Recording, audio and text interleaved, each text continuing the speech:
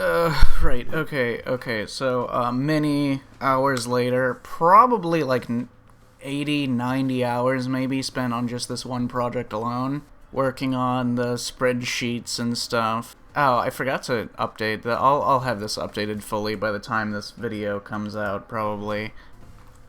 Yeah, the Honda guide. The important part, so I'll cover like a comprehensive overview, but obviously I've put a lot of work to make this very data-driven experience, and so some of the stuff I'll cover is probably pretty obvious to longtime Honda players, and then some of it will be really in the weeds of the actual numbers for maximum optimization. So the main point is that this spreadsheet is available. I have all of my work, number crunching and analysis type work on my Google Drive. It's open, anyone can access it, so you can access this spreadsheet and anything else that I've made.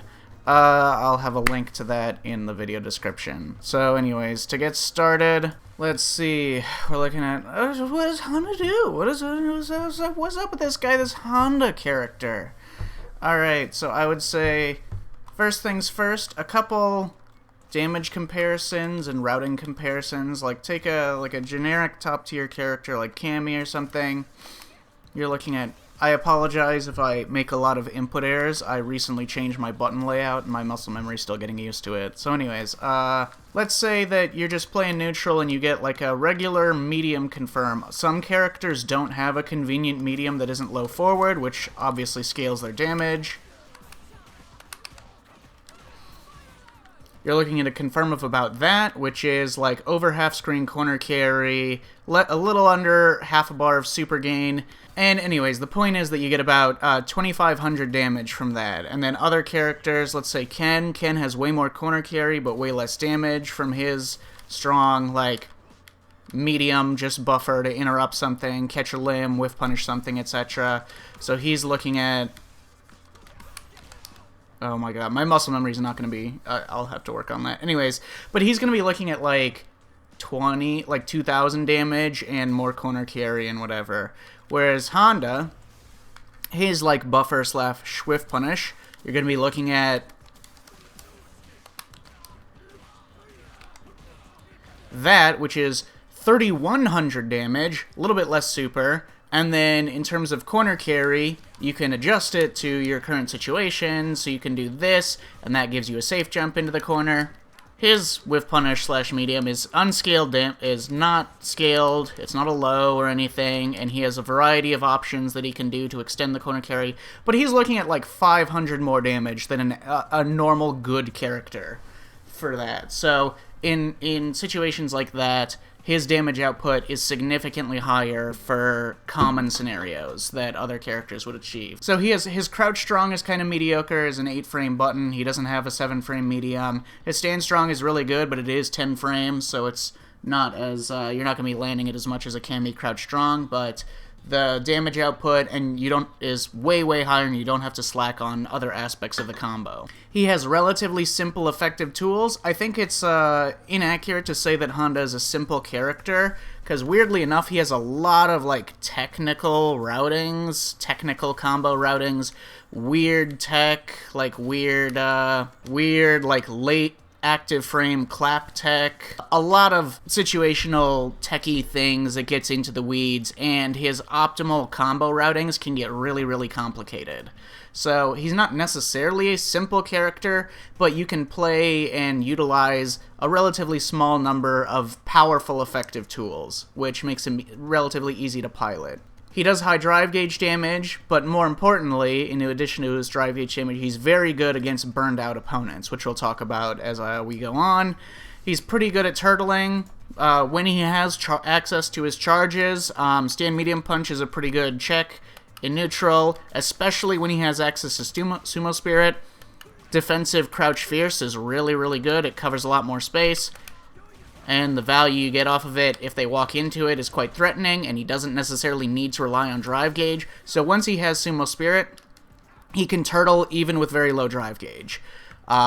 His EX headbutt is good at reacting to raw drive rush, etc.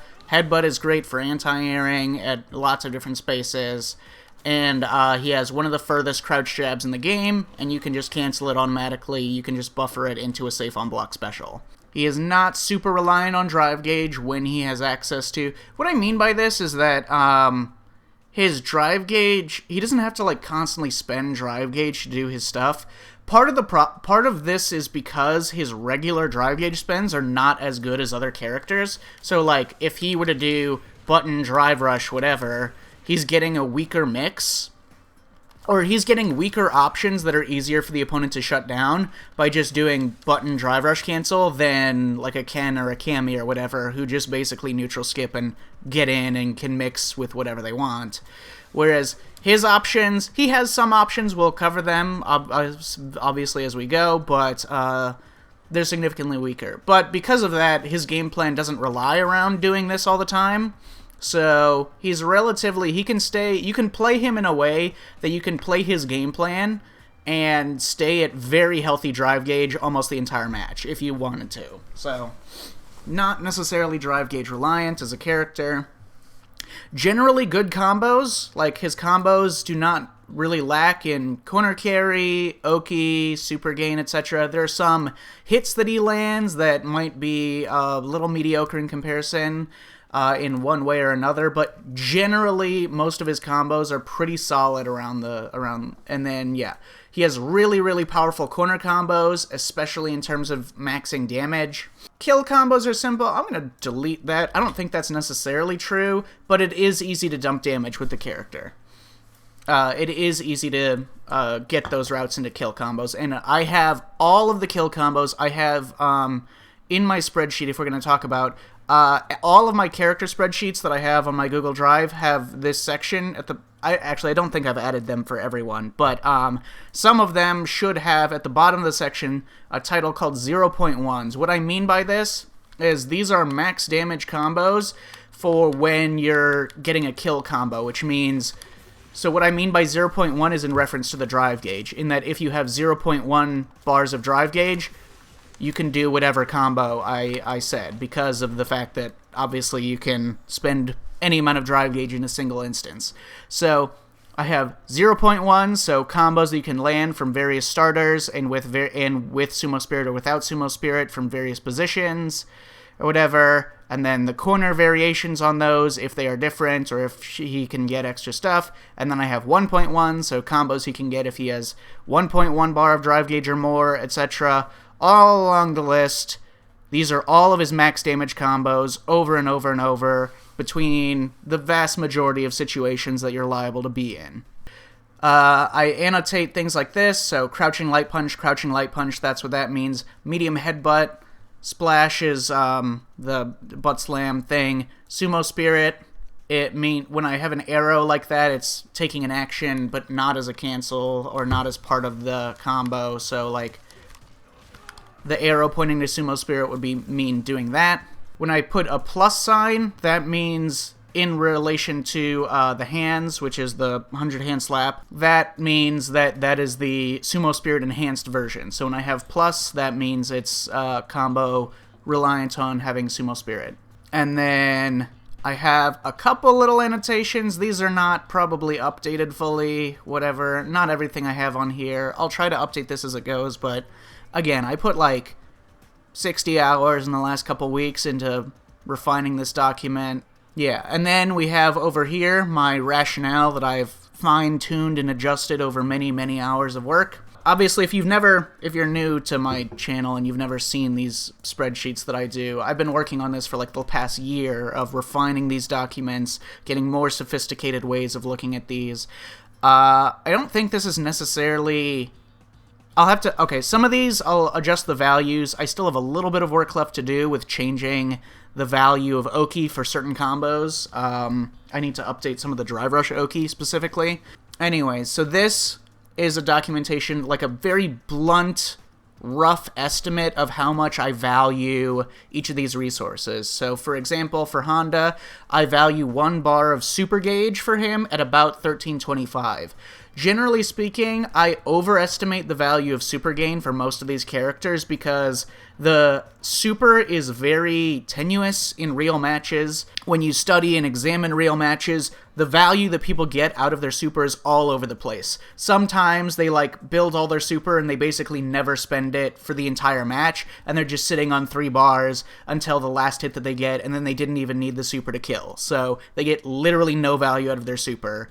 Functionally no value to their super, except for maybe an arguably psychological value from the fact that having this access to the super might have steered the decision-making of their opponent in some way that generated their win. But the point is that the point I'm making is that super gauge is very all over the place in terms of how much people are getting out of it in real matches. I measure this value, and value I kind of measure based on damage, so I measure corner carry at certain rates. I've drastically increased the rate at which I value corner carry in the last half a year. I've drastically increased. Previously I had this at 130 or something, but now it's 290, and that is per square of training mode. So training mode is 8 squares long. Kind of. It's technically 7.25 squares long, or 7.3 squares long, because obviously if the opponent is in the corner, the furthest that you can get to the corner is 8 squares minus the width of the character's body. So Honda, who starts with, as you can see, his sandal on the line, starting at 0, he can only get to 7.25. So technically the stage length is 7.25, functionally, for each character. But the point is that I measure 1 square out of the 8 squares of training mode at about this rate. And I have it slightly different for each character. Some of the bigger body characters, I have the rate of their corner carry a lot higher. Zangief's is a lot higher than, say, some other character.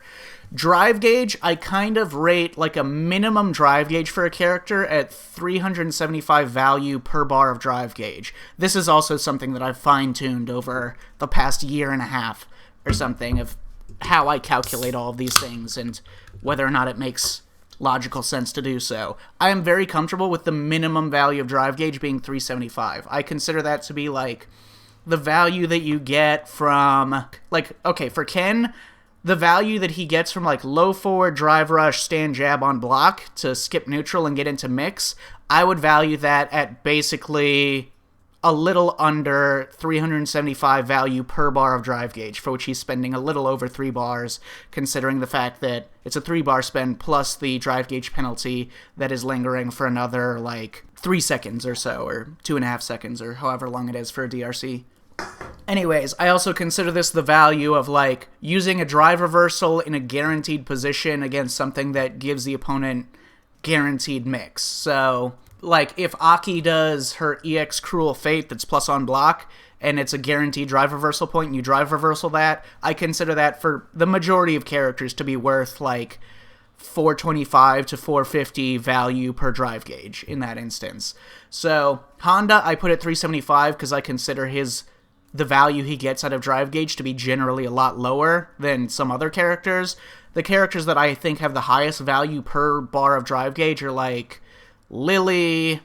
Ed has really high value per drive gauge. I generally overrate super because I think the default value that you get for say a level 3, you do a basic combo and then you go into a level 3 at the end of a combo, so scaled to 50%, whatever. Most characters don't get great Oki from their level 3s, especially in mid-screen. Level 3 doesn't really add that much corner carry for most characters. I generally rate that about 700 value per bar of super. 700 times 3 for the 3 bars of super that you're spending.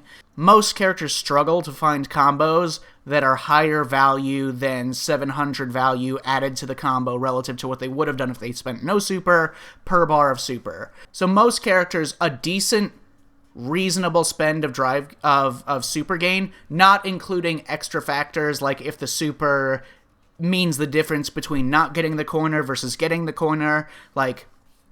Cammy's level 1 I consider to be one of the highest values of drive gauge to spend in actual combos if using the level 1 extension gets the corner versus if not using a super wouldn't get the corner, etc. I consider that to be like around a rate of 2,000 extra value per bar of super for something like that.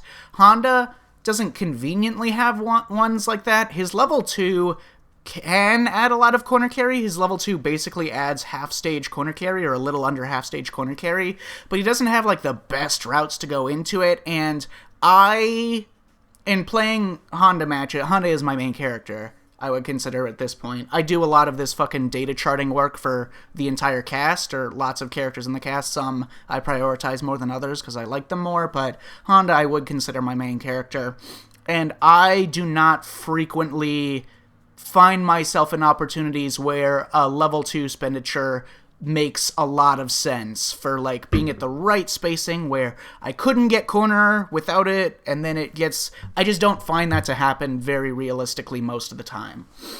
So, even though that would be like, he could theoretically get a lot of value from a specific level 2 usage, I don't consider that, like, that reliable.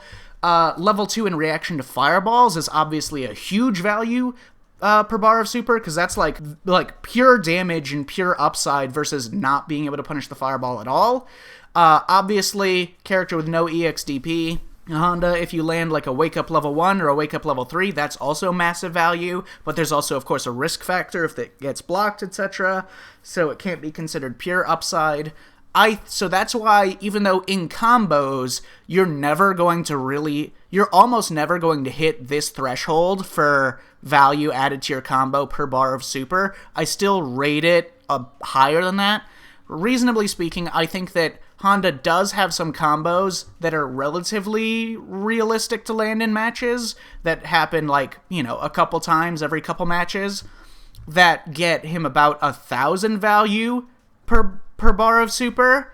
But yes, I would rate the resource as a super like this. The other difficult factor for rating super as a resource is that once you're at full super gain, you can't get any more, obviously. So any of my combos that, like, I rate, okay, if you do crouch jab, headbutt, you gain 1.2 centimeters of super. By the way, the way I measure this is just by happenstance on my monitor, which is a basic monitor that I play this game on. The super bar is exactly 7 centimeters long. So this is measured 1.2 centimeters on my screen. Take that as you will. So this is 1/7 of a bar of super is what I'm measuring this in, technically speaking. So anyways, obviously one of the other things so like you can get huge value if you land a raw super, like a reversal level 1, reversal level 3, hit a combo into level 3 that, like a short combo into level 3, like, let's say, crouch jab, headbutt level 3 or something, what you wouldn't have gotten access to otherwise. So those are, like, a lot of value and significantly higher value per bar than this rating. But there's also the additional factor of, like, how often do those realistically occur in matches, and also, most of the time, the overwhelming majority of players that don't have a character with a great level 2, like Blanca or JP or Rashid, the overwhelming majority of players and characters at any level of play wind up sitting on full bar for, like, a quarter to half the match. Almost always they're sitting on level 3 for an extended period of time, to the point where they're no longer getting this benefit from their combos because they're not building the super that they would have built from the combo if they weren't already full. So that's another factor that reduces the overall value of super gauge. So again, I find this extremely difficult to measure. Drive gauge I don't find difficult to measure. I think that, like there are places where drive gauge can net you wildly different amounts of value. For example, if you have an EXDP and you land it on wake up, that's, like, way more value per bar of drive gauge than just doing, like, a low forward drive rush on block to get in and do, like, a simple, not very strong mix-up for most characters. So, like, an EXDP that saves you from especially threatening mix-ups, if it lands, is, like, worth fucking, like, 700 or more value per drive gauge, per bar. So I kind of overestimate super gain because it's tenuous, and like super as a resource is just really fucking weird in this game because most of the time you get really mediocre value for it, except in like clutch, gambly, feast or famine situations. Drive gauge I find to be more consistent. It does still have variable factors with like EXDP on block or on hit versus whatever, versus certain drive rush extensions, versus like whether or not adding a little bit of extra drive gauge will get you the corner versus not get you the corner in this combo or whatever. And then obviously Honda has another additional resource, which is his Sumo Spirit buff. I rate that at about 1250. I think that's relatively low. The difficulty with Sumo Spirit, and I'll talk about this as I continue with Honda, the difficulty with Sumo Spirit is that Honda as a character doesn't get in to do true strike throw, shimmy, command grab, whatever mix-ups that often compared to other characters. So part of the difficulty of this is that a lot of the times, very frequently, and I watch a lot of, I do a lot of research, both in the lab, in doing this mathematics, and watching high-level play of whatever, of the game in different settings. And a lot of high-level Honda players, now, to be fair, I don't think that high-level Honda, not a lot of people play Honda, okay? So I think that high-level Honda does not look the same as high-level for other characters that are more rigorously understood by the community. But even so, I look at a lot of Honda matches, right? And obviously the Honda matches that I play. Sumo Spirit, the most difficult part of it is that you're not guaranteed to be able to use it before the end of the round. Because you're not going to be guaranteed to use it in a very effective way, and two, you're not guaranteed to necessarily use it at all. But I've been kind of changing my playstyle a little bit to sort of prioritize landing hits that go into use Sumo Spirit effectively, and so I think this is a bit of an underestimation. If I were to change this value, I would probably increase it. If I were to change this value, I don't know, because this is weird, right? This is super. I always find the hardest to ballpark what I think its value is. Do I want to lower it because most of the time I'm sitting on level 3 not having a good chance to use it? Or do I want to increase it because the value of landing a raw level 1, level 2, level 3, or needing level 3 for that kill combo, etc., to get the last bit of damage for the kill is worth more than this? I don't know. I don't know. Again, not just for me. Every player, I watch tons of high-level matches, tons of tournament matches. I scour. I have, like, insanely long documents just recording match after match after match of, like, the highest level of play available, and painstakingly recording exactly how they're using their super gauge, how much of the match they're spending on full bar, not really using their super for anything, not getting anything out of it. And it is all over the place. It is completely inconsistent. There is no solid, controllable way to reliably get good value out of your super gauge. So I've not seen, other than characters with great level 2s, like I said, Blanca, JP, Rashid, whatever, Ed as well, I do not see characters that can control how valuable their super gauge is with any degree of consistency. And then for these, I color code some of these things for how important I think it is for you to do these combos or, like, adapt these combos. So this is measured in terms of difficulty of the combo, and I don't just mean that in terms of execution, I also mean mentally, like, how difficult is it to realize that you are in the circumstances in which this is the right combo to go for. So there are combos that are technically optimal that, in order to recognize that they are optimal in this situation, would require such attention to detail that I find them unrealistic. So this is true for some of these combos, but mostly I applied these color codings to the max damage combos. So this is like every single max damage combo that is fucking possible under the variety of circumstances that I included in this, including, like, DI, wall splat, etc. Like all of these different circumstances. But I put these green ones, which is very hard, which basically means completely ignore this. The only things I think you should work for necessarily are easy and moderate.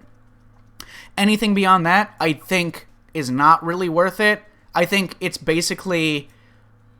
This game is difficult to play, mentally speaking. It's difficult to always make the proper optimal decision all the time, to have that mental awareness, to make the right choices all the time. So I think it's basically already impossible for even the best players to always get the right combo choices, even just considering the easy and moderate combos. So I would basically never recommend anyone do any of the combos that I color-coded as hard or very hard, pretty much ever. I don't think that they're worth it for either the execution and or the mental attention and focus required to recognize that it's the right combo to go for at that moment, or the niche circumstance in which it is nichely optimal over other things, or all of those combined. So that applies mostly to my max damage things. Now I added 2 more color codings for the max damage documents if you're reading this. This yellow note color means obvious. Now this means that I don't think you need to... These are combos that are the proper combos, the proper max damage combos that I don't think you need to worry about, mentally speaking, because I think that they are so obvious in the moment if you've already... So for example, if you already memorize the proper optimal damage combo for counter hit stand medium punch in an Oki scenario when you have 0.1 bars of drive gauge and Sumo Spirit, all the following ones are very obvious because they're the exact same route, and the only difference is that you end them in the additional super instead of a micro walk medium headbutt. By the way, so if you do heavy headbutt right here, that does 3480 damage. If you do a micro walk medium headbutt, that does 3540 damage, because if you do heavy headbutt by itself, you're hitting at the secondary hit. So normally, heavy headbutt does 1500, but if you hit it from any further away, it is 1300. So you can do regular heavy headbutt like this, or you can do a micro walk into a medium headbutt and get the close hit of the medium headbutt, and that does more damage. This is a much easier micro walk to do than this EX headbutt one. This one is quite precise. This one is very forgiving, so I don't consider it that difficult to learn. If you don't feel comfortable doing a micro walk into a back charge move, just do heavy headbutt. It's barely less damage. But the main difference is that if you don't do the micro walk headbutt, it'll be harder to go into level 3, or it'll be significantly less damage to go into level 3, because if you do heavy headbutt like this, if you're not getting the close hit, you can't do level 3, because you can only cancel the close hit. See? No level 3. So you'd have to do micro walk into the medium headbutt to get the level 3 for this max damage, which is the same thing, but an added 2000, so 5540, versus if you didn't do that, you'd have to do that into level 3 if you didn't do the micro walk medium headbutt, which is 250 less damage.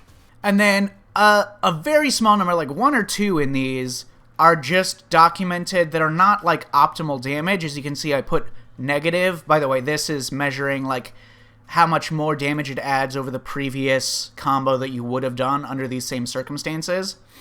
And then, by the way, the red text, like here, is combos that I consider absolutely vital. Like, these are the combos that you need to put your focus on, because they are massively optimal, and they will be optimal for a very wide range of circumstances. For example, if you have 0 bars of drive gauge, basically, if you have 0.1 bars of drive gauge, and the opponent does EXDP, and you have, like, basically no drive gauge, etc., at least 0.1, so you're not in burnout,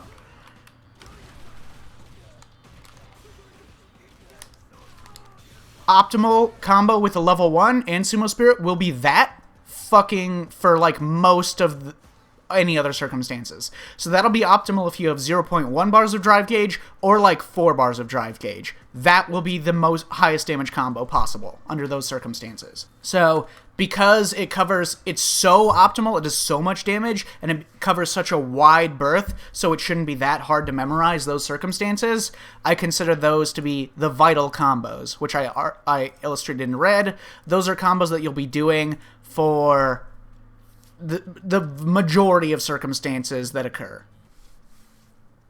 Oh, right, I didn't even finish doing this. I was just talking about my fucking Excel sheets. Anyways, easy dump damage.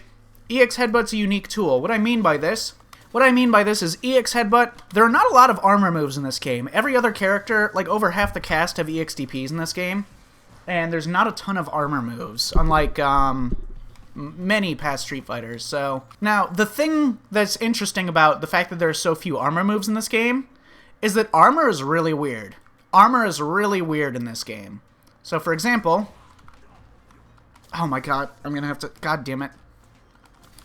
I'm sorry, I wish my brain worked after changing my goddamn button layout.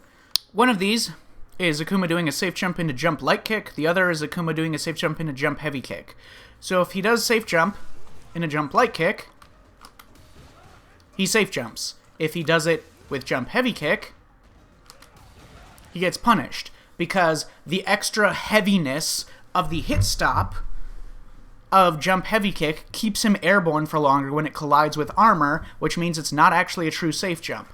So Honda is unique in that he can blow up many safe jumps that almost no other character can. Lily can obviously blow up safe jumps with her 4-frame DP when she has Windstock, but Honda, with a fast armor move, can blow... Like, I think the only fast armor move in the game can blow up many characters' safe jumps that they're liable to go for. So that's already... But it depends on what jumping button they press of whether or not it will actually punish their safe jump. So that's what I mean where it's a weird-ass tool, okay? So he has EX Headbutt. It's a weird fucking tool. It's good against Drive Rush. It can be good against, like... You know, the gaps in Drive Rush cancels where a character does, like, low forward Drive Rush and there's a gap in there. As long as they don't do throw, you can blow up any button that they press if there's a gap with the EX Headbutt. But if they throw, it'll punish counter you, even on startup of an armor move. You can anti-air from pretty far away with it. You can cross-up anti-air with it. The way that the inputs work, it's actually pretty easy to anti-air cross-ups with EX Headbutt. You just do the same input and it auto-corrects with ease. So yeah, EX Headbutt's pretty good. EX Headbutt is really weird, but it's pretty good. It's a very convenient thing to have. An EXDP would be better, but this is capable of stuff that EXDPs aren't in some circumstances. And then he has like weird situational combo optimizations. Negatives for playing Honda. Very, very weak corner defense. He has a fast level 1, but he's also wide, and it's not necessarily the easiest for him to get out of the corner. The other thing that hurts his corner defense is that he doesn't have like a 7 or an 8 frame good medium button to challenge with. So like he has a really shitty 8 frame medium, and then he has like a good 10 frame medium, but it's not like, in terms of just range, it's not necessarily the best. And it also, his standing medium punch I'm talking about, obviously, and it also doesn't have a better hurt box on startup compared to other buttons in the game that other characters might have that are like that slow for their range, etc. So it can still be beaten out quite easily. So all around, his corner defense can be pretty weak. Easy to fish for parries against him in a lot of his block strings or etc. This is not just reacting at like mid-screen or full screen to his headbutts. It's just generally easy to expect what he's going to do, and it's kind of hard if he waits and sees a parry for him to punish it effectively, because he doesn't walk up and throw them very quickly, because his walk speed, not amazing, and he doesn't have a long-range command grab like a Zangief would, and he doesn't even have... Okay, like for instance, let's take a Zangief, for instance, right? So if an opponent whiffs parry, like they just try to tap parry or something, so let's say like block... and then reversal, block reversal. So he's trying to like perfect parry that. So let's say he's trying to like, he's fishing for some parry in some sequence of events that I'm doing. So let's say he does this, and then he whiffs parry to tap. One, we have a huge-ass command grab that also... And having a huge-ass command grab matters a lot more in this patch because you can hit it from way further away because of the parry, like the extended throw hurt box on parry recovery. So it's just absolutely massive. Two, if you're even farther away, you could do that. But three, and this is also important, is that when characters whiff tap parry, if they let parry go, they're in a block state, which means that you can then punish them by taking some drive gauge damage off of them. This is like what Honda has to do a lot of the time. Is if they like whiff parry from there and then they let go of parry, as Honda, I would often just do heavy headbutt right there on their parry recovery because there's nothing that they can do other than block when they're in parry recovery state, so I can just take a chunk off their drive gauge like that. Zangief can actually take the fact that they're parrying and then get in with a headbutt while they're not able to do anything. Now, this can lose if they do hold parry and then after a slight delay they cancel it into a drive rush forwards. It can be dangerous to do some of these slower actions like see the whiff parry and then just go for like a headbutt to take the turn and get in, and Honda doesn't have anything like that. Let's say they're trying to parry like in some medium punch sequence like this.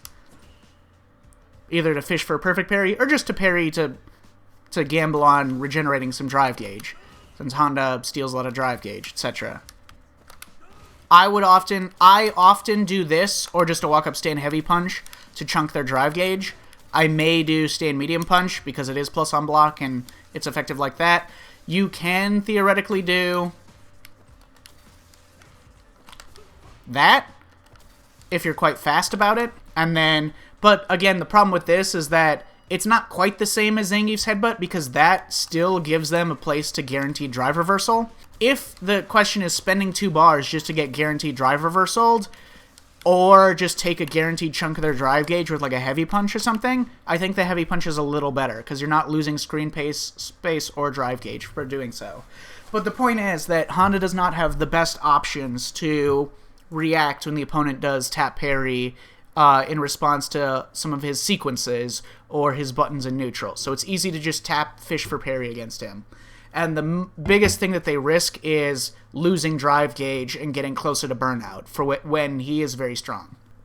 Other big weakness of the character, often difficult to get into true guessing mix-up scenarios. Part of that is that it's hard to spend drive gauge excellently on pressure in the same way that a lot of other characters can do so. Very brain-dead, low forward drive rush jab. Another big weakness of the character, very weak throw Oki.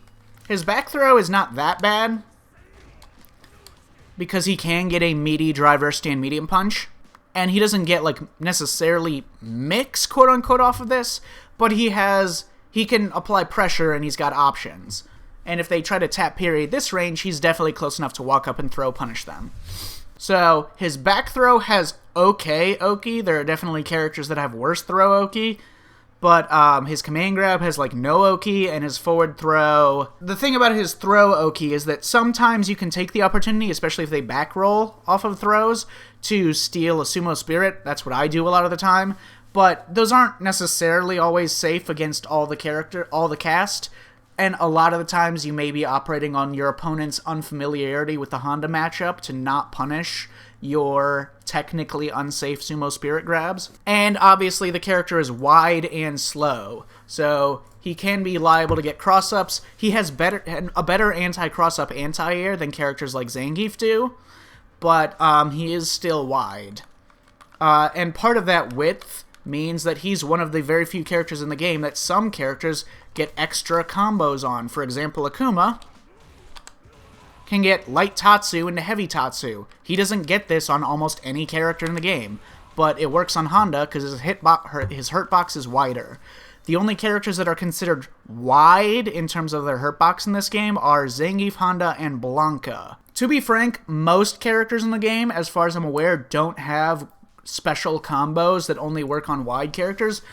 Akuma is like one of the very few that he gets way better combos on wide characters than he does against non-wide characters because of this, where he gets like so much more corner carry from that. Core important Honda tools. His crouch jab is god tier. He has basically 4 things that he can do his crouch jab into on a defensive. So, massive 4-frame button, huge range, absolutely enormous range, and he can buffer it into a variety of safe or safe-ish actions.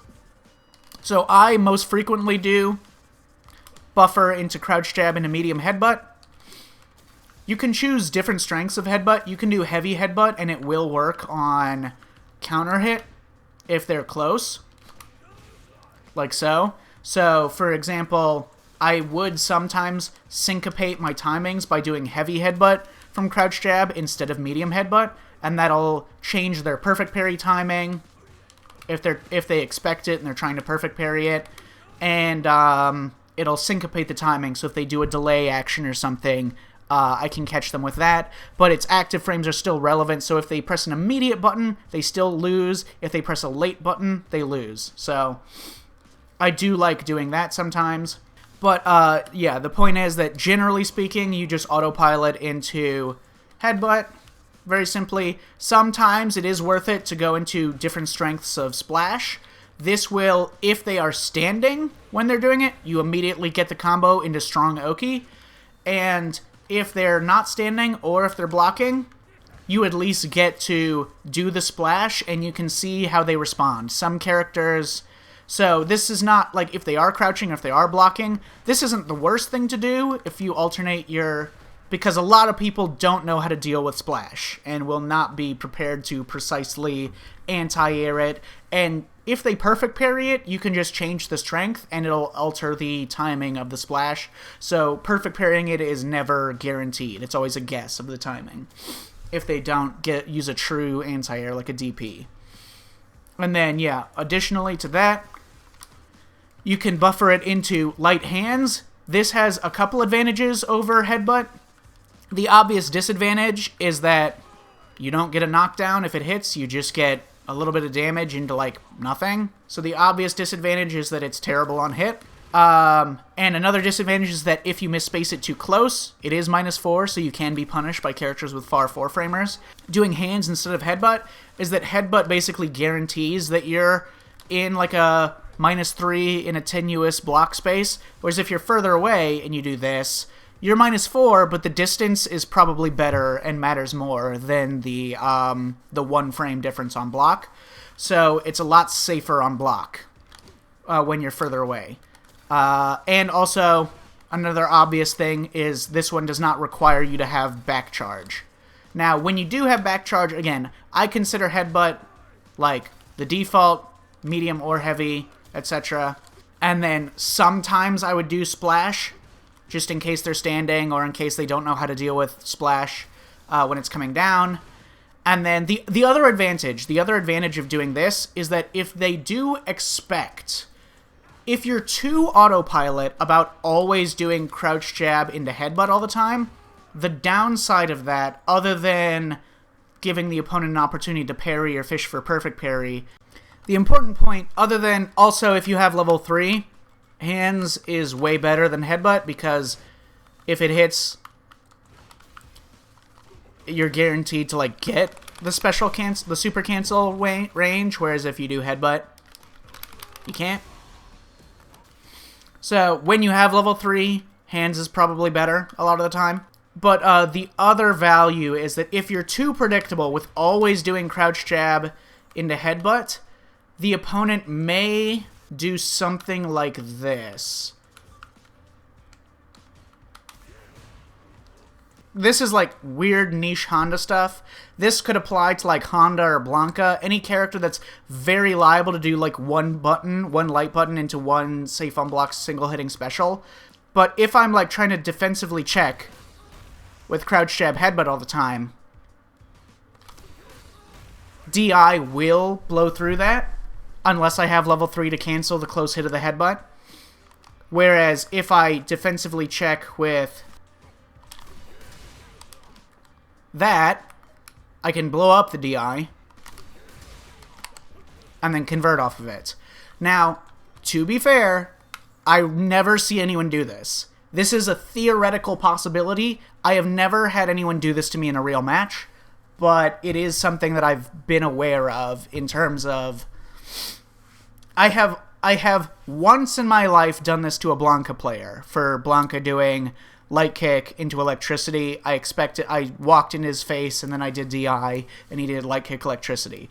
I've only done that once in a real match, but theoretically this is a thing that could happen, for which case hands is slightly better for. And then obviously your fourth option for crouch jab buffers is like any other character, drive rush cancel. Buffer into drive rush cancel. It has benefits on hit, benefits on block.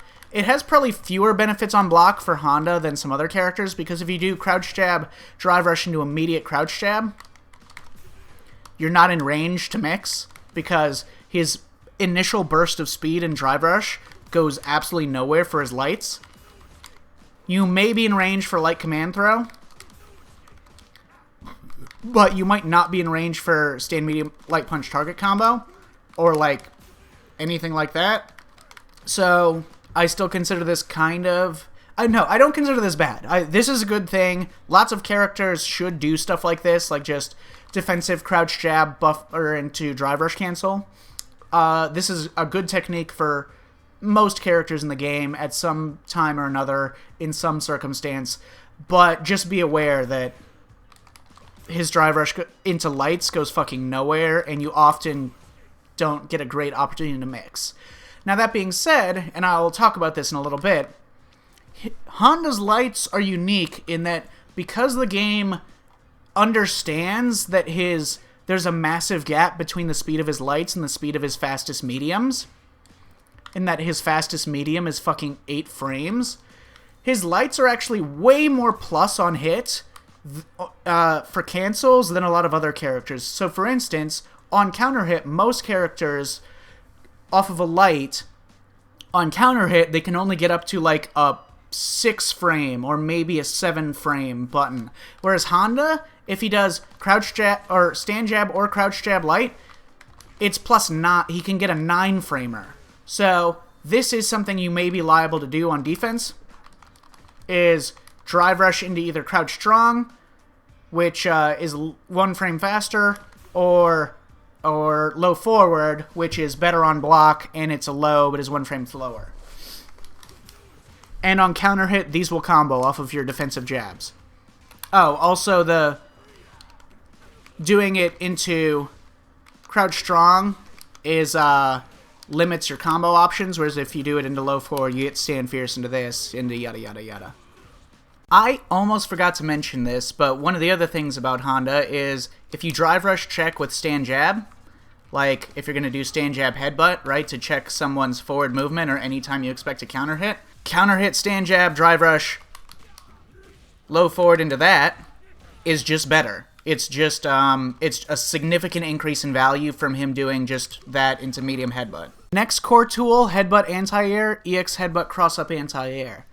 Now this I consider vital. I think, okay, so Honda is like a really charge character compared to some of the other characters in the game, in that, like, when he's down backing, he has access to a lot more tools than when he's moving forwards. So part of the trick with Honda forever is moving forwards without having access to your charge moves because you're moving forwards, or finding ways to move forwards where you retain charge. For instance, if you do this, you can start back charging as soon as you go. Or if you do this, you can start back charging as soon as you go.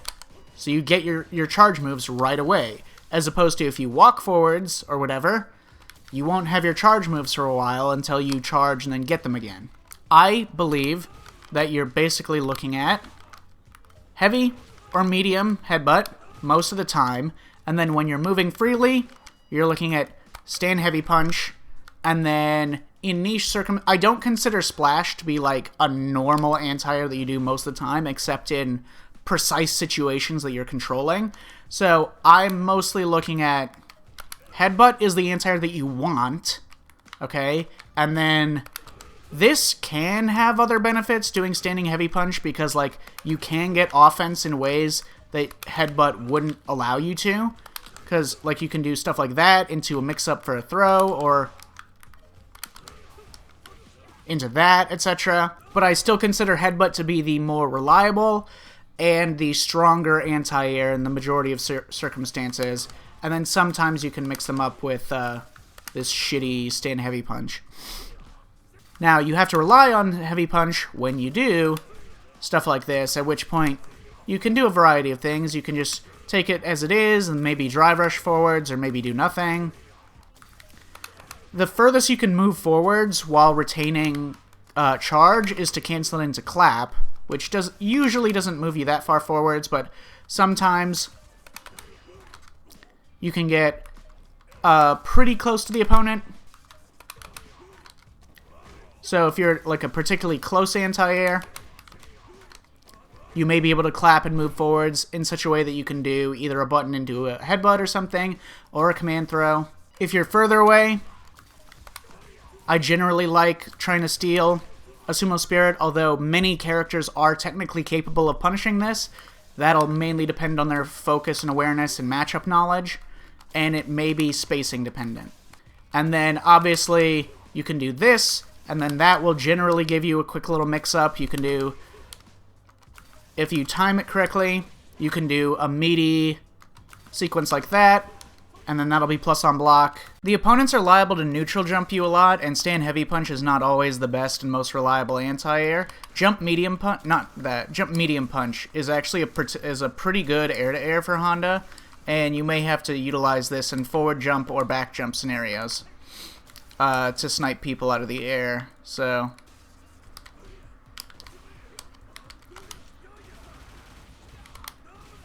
it's also usually always worth it to anti-air jumps from far away with EX Headbutt. Pick up a Sumo Spirit relatively safely against most of the cast after EX Headbutt. Set point is just press stand medium punch. Hey, you know, just really don't overthink it, man. Okay, 10 frame startup, yes, but like really long range button. Its hurtbox is like fine. It's fine. It's not like terrible. It's hard to whiff punish because it has long startup, but really, really fast recovery, especially for its startup. I mean, I don't think there's another move that's like this slow, but then recovers that quickly. So, overall frames is actually really good. It's one of his best in terms of overall frames at 26 frames. It's brain dead on block, brain dead all over the place. Very strong. Drive rush cancel, special cancel, buffer it from different ranges, etc. Don't overthink. YOLO stand heavy punch fishing. So there's like 3 main god buttons other than like his lights and stuff. 3 main god buttons that he's going to be rotating between are medium punch, heavy punch, and crouch heavy punch. And then he has nichely useful tools like crouch strong and forward heavy kick, both of which are important and are good. There are things that you can do, especially because crouching medium punches is only far, in quotes, it reaches almost nowhere, but far-reaching crouching normal that is still special cancelable. So you can still do this, and then you have the option to cancel it into something if you see that it's going to connect, but you don't have to lose your down charge to do so. Standing heavy punch has a really good hurtbox on startup, so it's much less liable to get stuffed on startup. It has a little bit of an extension there at the ankles, so he is liable to get hit by lows, but generally speaking, this is like his furthest range thing to challenge and fish for stuff, especially if you're in the range where this will be on block, because this is very whiff punishable. This is a huge hurtbox extension, and it's a good bit of recovery, especially for its speed. So yeah, it has a hurtbox extension at the ankles, but beyond that, it catches things. It has a big-ass hitbox, vertically speaking. It hits a wide area. So here's like an example. So let's say you do, like, I don't know, crouch jab, or crouch strong, stand fierce, something that like has a long hurtbox extension that you're liable to connect with. You can walk up like this and do step in heavy punch in this range. And so you can buffer it into this sumo dash. And if it's just on block, nothing comes out, and if you connect with a hurtbox that extends into your face, you can get something like that.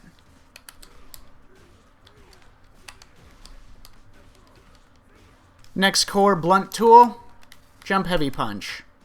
Both using it forwards and backwards are very, very powerful in different ways. Lots of people have trouble dealing with neutral jumps. Lots of characters don't deal with them that well necessarily, and you can abuse this very, very easily against lots of people lots of the time. Headbutt, very strong tool. Multiple strengths. The light one you can use to throw off people's perfect parry timings, especially if you get them at a range where they can whiff parry like this. If they don't do a hold parry and then cancel it on whiff scenario, you are liable to get people sometimes with this. But it is obviously risky and you don't want to do it that often. Heavy headbutt, I would say, is the default for most situations. Sometimes this animation you can use to trick people into reacting to a headbutt. There are certain people who are going to be more or less antsy in trying to react to a headbutt than others. I would say this range is where you can use heavy and medium headbutt in ways that are relatively clean and aren't going to get reacted to.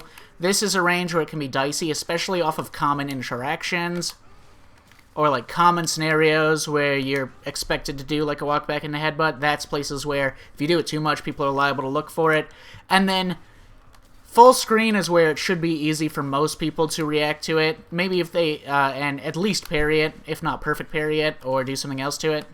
The only other thing is, sometimes people, though, are not looking to parry from this far away because they just don't, they kind of, if you play in a pretty conservative way, a lot of players will, you can get away with headbutt from really far away. I find this often. Some of the master rank players I play against, if I do headbutt from here, they may be liable to perfect parry it, but then sometimes in a match I'll just randomly do headbutt from down here, and they will not be prepared for it, because they're not expecting me to do something that is mathematically even riskier, because it theoretically gives them more of an opportunity to see it coming. But they're just, you know, focusing on it at this range. But, yeah, very powerful neutral tool.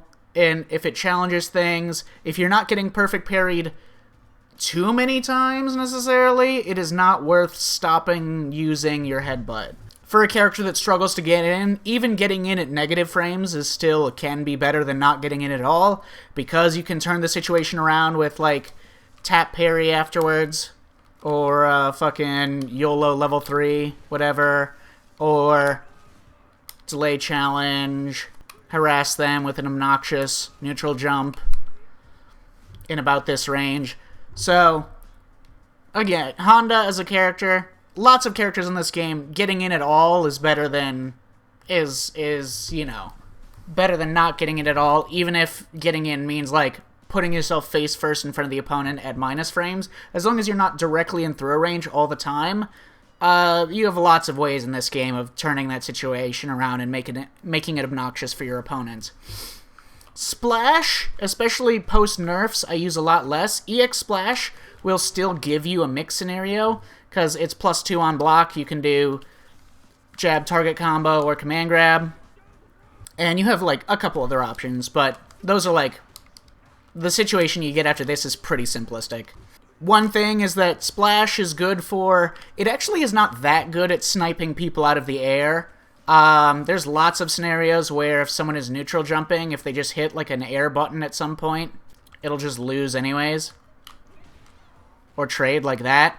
So, it's not, and you'll find yourself in situations where it doesn't, if you just commit to it ahead of time, like let's say I have the opponent, the point that I'm trying to make is that its hitbox is not that amazing, and it's liable to go steer straight past some characters. The most obnoxious part of this is when you do something like, let's say the opponent backward jumps. That is so annoying. That, it like not quite reaching them and stuff is the most fucking obnoxious thing.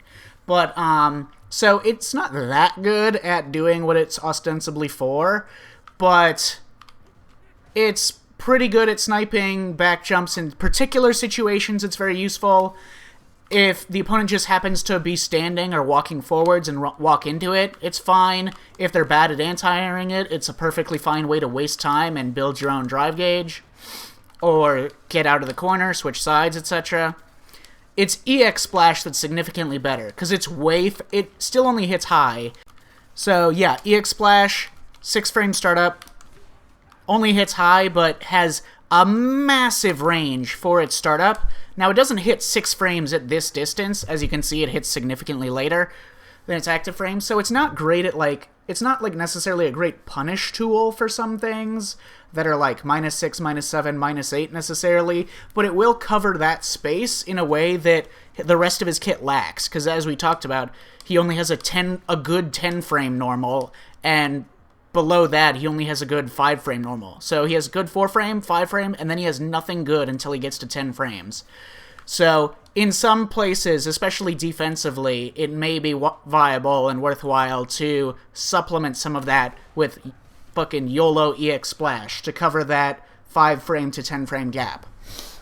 Backdash Throw Punish. He can do this to any character that does +3 into forward throw from, like, their basic drive rush extension mid-screen. So some characters have access. For example, Cammy can be punished by some characters, like Luke. I recorded stuff for this. I didn't make a video on this yet. But yeah, Cammy doing this drive rush stand jab can be punished by, like, Luke, Bison, Ed, etc. But Honda can punish every character in the game. So he gets, like, a nice backdash. Depending on how far away he is, he may be able to get stand jab target combo, or he may not. Cammy is one that he can. He needs to be at least +5. He needs to be +5, where most characters, they're +3 and then they throw. Cammy is only +2, because her lights are shittier than others. Well, her lights are more negative on block than other characters, so most characters that are going to be +3 into throw, Honda's looking at... okay, there's 2 routes. I consider them both relatively equal under most regular circumstances. You can do this, and this is better if you're, like, closing in towards the corner. Or for less drive gauge, you can do that. And with Sumo Spirit, it kind of depends on what hit you get and what character. Again, if it is a -2 and you get to do stand jab, this is probably better. But yeah, this is a very unique thing. Honda's the only character in the entire game that can do this consistently. Then we have clap confirm stuff. This is if you have Sumo Spirit. Very important aspect of the character is being able to single hit confirm, at least with context clues, crouch fierce, maybe stand fierce, the far hit of stand fierce. And single hits into clap. So, like, any basic pressure, like, let's say the opponent block and then maybe do nothing, maybe back jump, etc. With Sumo Spirit on.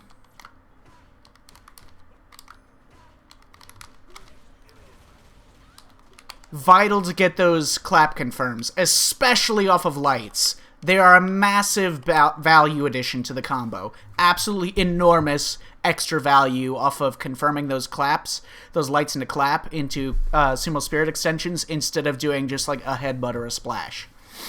Absolutely massive difference. Then you have other weird clap stuff. I would not consider this as much a part of the character, but, like, you can do weirder shit. For example, in certain ways that this can hit, this can either whiff but still move you forwards, at which point you can, like, maybe gimmicky, like, this is a kind of gimmicky way you can move forwards and take your turn if the opponent doesn't react to it. Or, especially off of lights, it can hit at a later active frame like this, which causes a later frame trap and can sometimes be plus on block, or at least less negative, so the frame data can be inconsistent in that way, and it's kind of weird. And when you have Sumo Spirit available, off of a lot of these hits, including the late clap hits, you have the option of canceling into something that will take them by surprise if they wanted to take their turn. So yeah, you have weird clap stuff, and then you have raw drive rush. I'll get into that. I'll get into the raw drive rush options as we keep going. And then you have other weird shit that you can do. Not very frequently, but these are all like other little things that you can do on occasion that sometimes yield value, and I think they're worth incorporating in some way or another. One of them obviously being this target combo, especially to steal command grabs like this. If people are not used to fighting Honda and they have the wrong reaction to this, they're not at least jumping out of there, if not EXDPing, which they should do in reaction to that, then you can steal a lot of free damage in ways that you normally it's quite difficult for Honda to get into command grab range. So that is definitely an important tool to sometimes have in there. Raw EX hands, because they react to it. They react to like the glow, the motion of it, etc., the forward movement. But if they try to jump out, and this connects them airborne, you can't convert off of it unless it has Sumo Spirit to get the launcher, or you cancel it into level 2. But if you connect with it on the ground, you're liable to... It's just a wall of attack frames. It's just a wall of active frames. So if they try to poke into it or challenge into it or react and press a button, they'll get hit or they'll get counter hit, at which point you get even... This is already safe on block and allows combos on hit and covers a big distance anyways. But on counter hit, you're getting better combos, and then if by some chance it just happens to punish counter,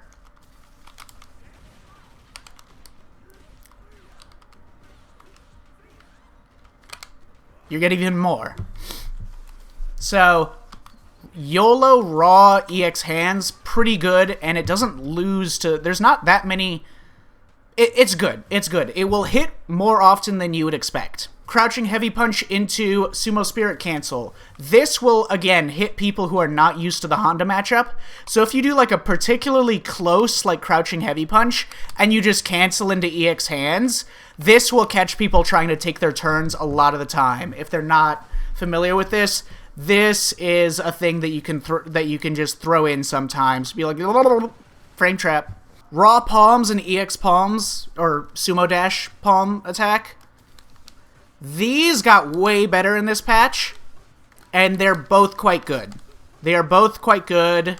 The EX1 generally gets you into mix range from very, very far away, even farther away than, like, a lot of his drive rush shit will. Like, he could do raw drive rush medium punch, which is, like, his furthest reaching thing, and he's still not in normal throw range. Steal Spirit to incentivize approach. I'll talk about ways that you can just steal raw Spirit, but sometimes, again, Honda, pretty good at turtling. He loses a lot of his functionality when he walks forwards, because most importantly, his anti-air gets a lot worse if he doesn't have headbutt. So when he starts moving forwards, it kind of takes some utility out of some of his button options and some of his ways of stopping certain approach options with EX headbutt, etc. So, if you can incentivize the opponent to approach you rather than the other way around, one of the ways you might do so is by incentivizing them to at least stay a little bit closer to you by threatening that you'll sometimes steal Sumo Spirit. So, that's the theory anyways. I don't do that much. I usually get spirits in pretty safe places. Standing medium punch target combo, and then, like I said earlier, whiff clap. This is like gimmicky shit where you do stuff like that. I cannot recall the last time I did that in a real match, but, I don't know, something you can do. These are not meant to be all equal, necessarily. These are just, like, tools that you can use to varying degrees of frequency. So, I think I kind of already hit on this a little bit, but let's get into some specifics. So, with the Footies action, stand medium punch is your go-to. If you watch Hikaru play... He just hits this over and over and over and just buffers it into drive rush until it works. It's great on whiff. Here's the thing about this, okay? The worst thing you want to do is always... This is true for any character, any button for any character, but the thing you don't want to do is always use the button at the exact same spacing, right? because you don't want to like just barely whiff and have that happen quite frequently. So I think it's better to intentionally whiff. I think this is very important for Honda. It's very important to intentionally whiff your buttons at spaces where they cannot be whiff punished. So if you hit it like here, and the opponent is not going to be prepared to whiff punish, because this does not have an extended, this has very fast recovery, and it does not have like a fat ass hurt box like Heavy Punch does. So this, at this space, is not going to, they can't whiff punish. Even if they're looking for it, waiting for it, whatever, one, it throws off their sense of space. Two, if they attempt to whiff punish, you can just hit the same button again and then whiff punish them. So, yeah, mix up your spacing.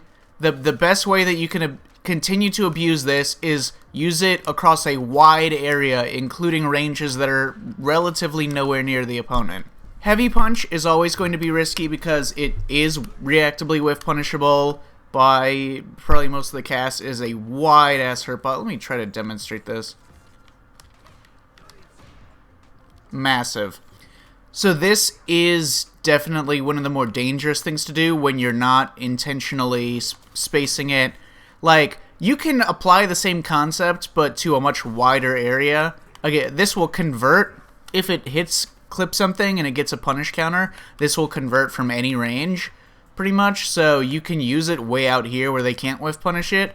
But I would say, if you can just get it to connect barely at the tail end, or a little closer than that, it's good. And like I said, you can buffer it into this so that if the close hit hits a hurt box of something that the opponent did, either on startup or on recovery, you go straight into this. It doesn't happen that often. It's maybe like 20% of the time that it hits. You're hitting on the close hit 15 to 20% of the time, but it's a big difference in damage that you're getting, and there's no reason not to just buffer it. And yeah, this has terrible hurtbox on recovery, but a really, really good hurtbox on startup. So, for instance, let's say like a basic situation, like stand strong, crouch jab, right? If I try, and the opponent, let's say they challenge, so if they do a delay button, so they wait to block the headbutt and they do a delay button, it'll catch stand medium punch on startup, it'll trade with that. If I try to walk forwards and do a jab, it'll trade with that. But Heavy Punch has no hurt box there, so it just beats it clean. So yeah, your other important Footies tools, Crouch Jab is going to be your defensive check, Crouch Jab and Stand Jab. Stand Jab has a little more range, and at least has the potential of going into this target combo. There are ranges, obviously, where it'll whiff.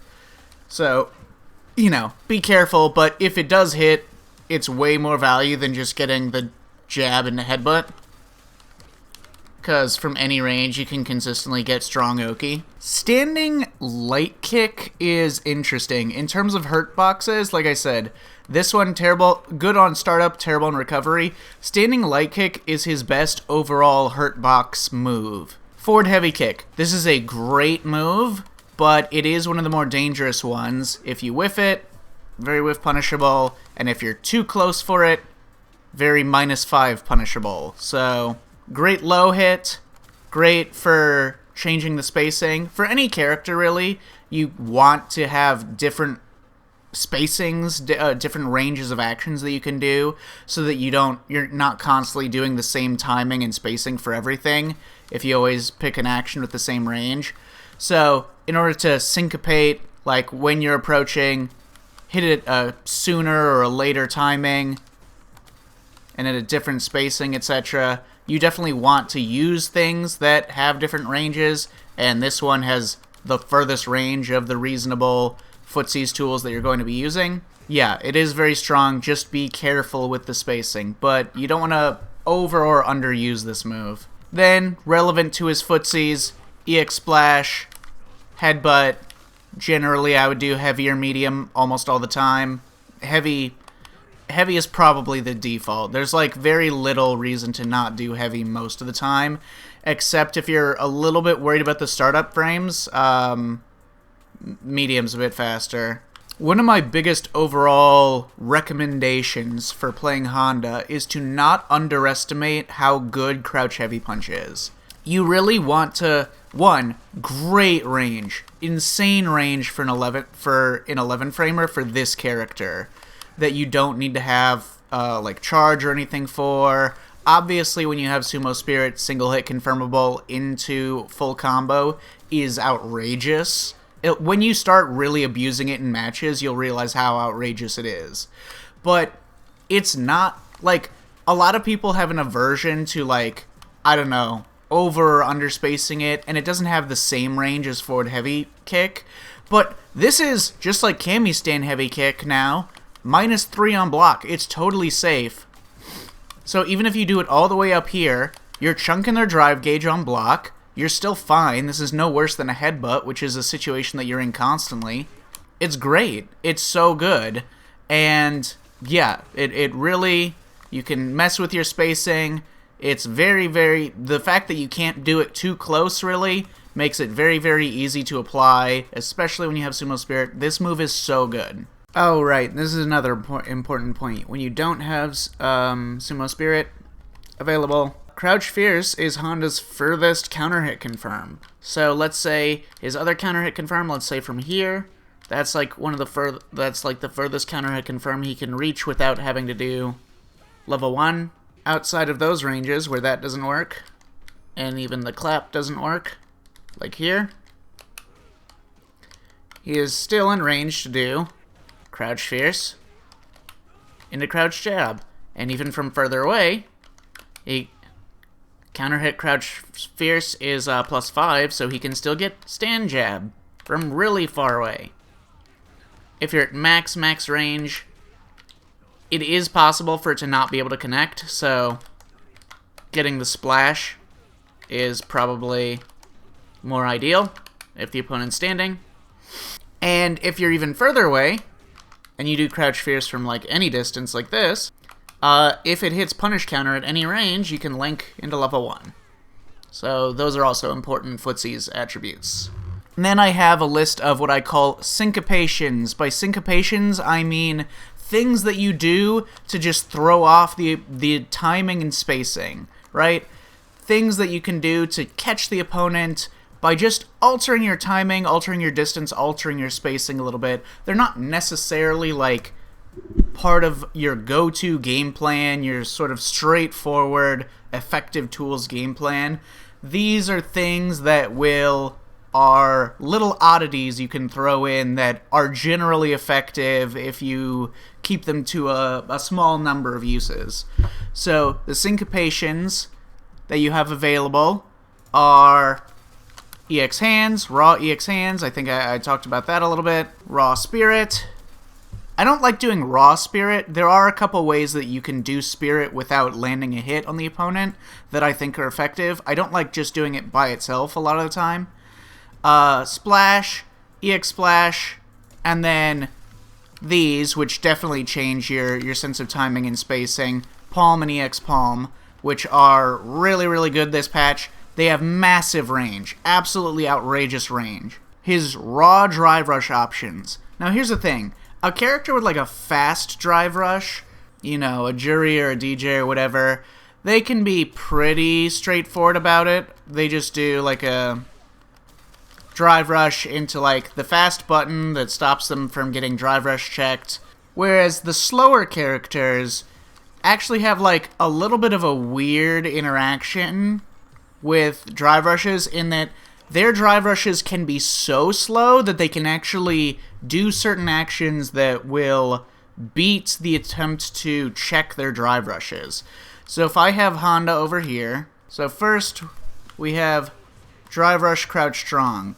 I love drive rush crouch strong. I love this. I generally feel like this hits at a relatively fast timing at a good space. This I generally find hits around the timing that people are reacting to his raw drive rush from about this range.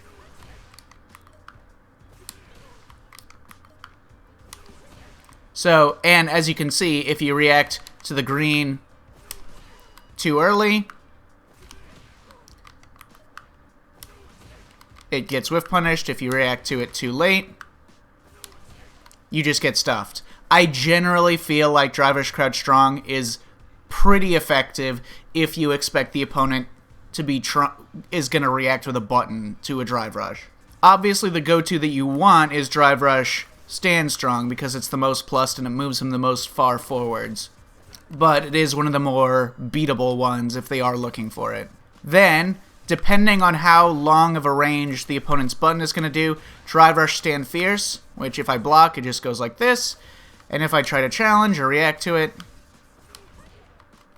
depends on the timing and spacing and distance, whatever, it is liable to get completely stuffed. And you can use it from a little bit further away, like about there. So you can use it from there.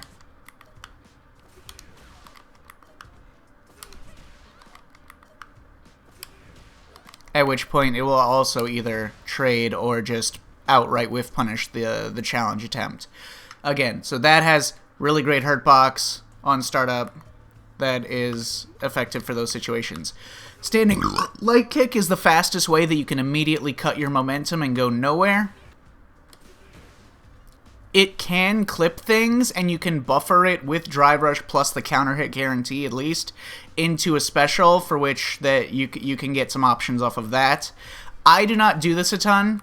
I do not do drive rush light kick a whole lot, but it will allow you to get some whiffs and whiff punishes because you really can like just do such a micro dash and go like absolutely nowhere with it, and the opponent can try to challenge. They can't whiff punish it really.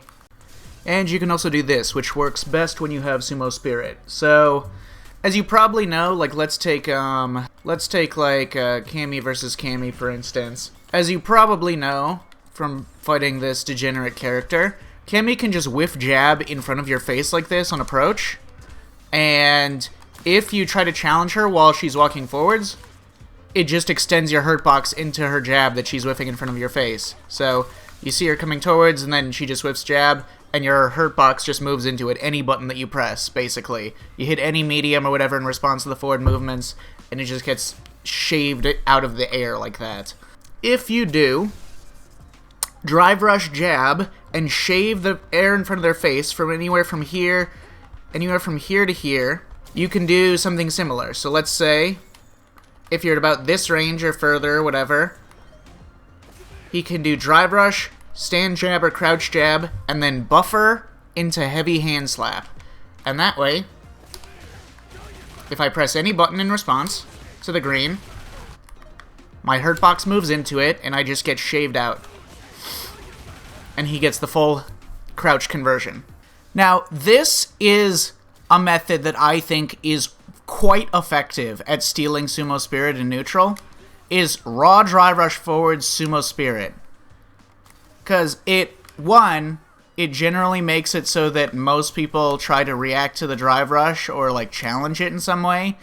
And then 2, after they try to challenge it, they get confused about what just happened, and I rarely ever get punished for doing this. I generally find that as soon as the green flash occurs, it puts them out of the mental state where they're looking to stop or snipe something like a Sumo Spirit. So 1, this can cut their momentum, that can give you information as to what the opponent's habits and reaction speed and button choice is for when you do a raw drive rush, and 2, you can steal a Sumo Spirit out of it. I generally like this.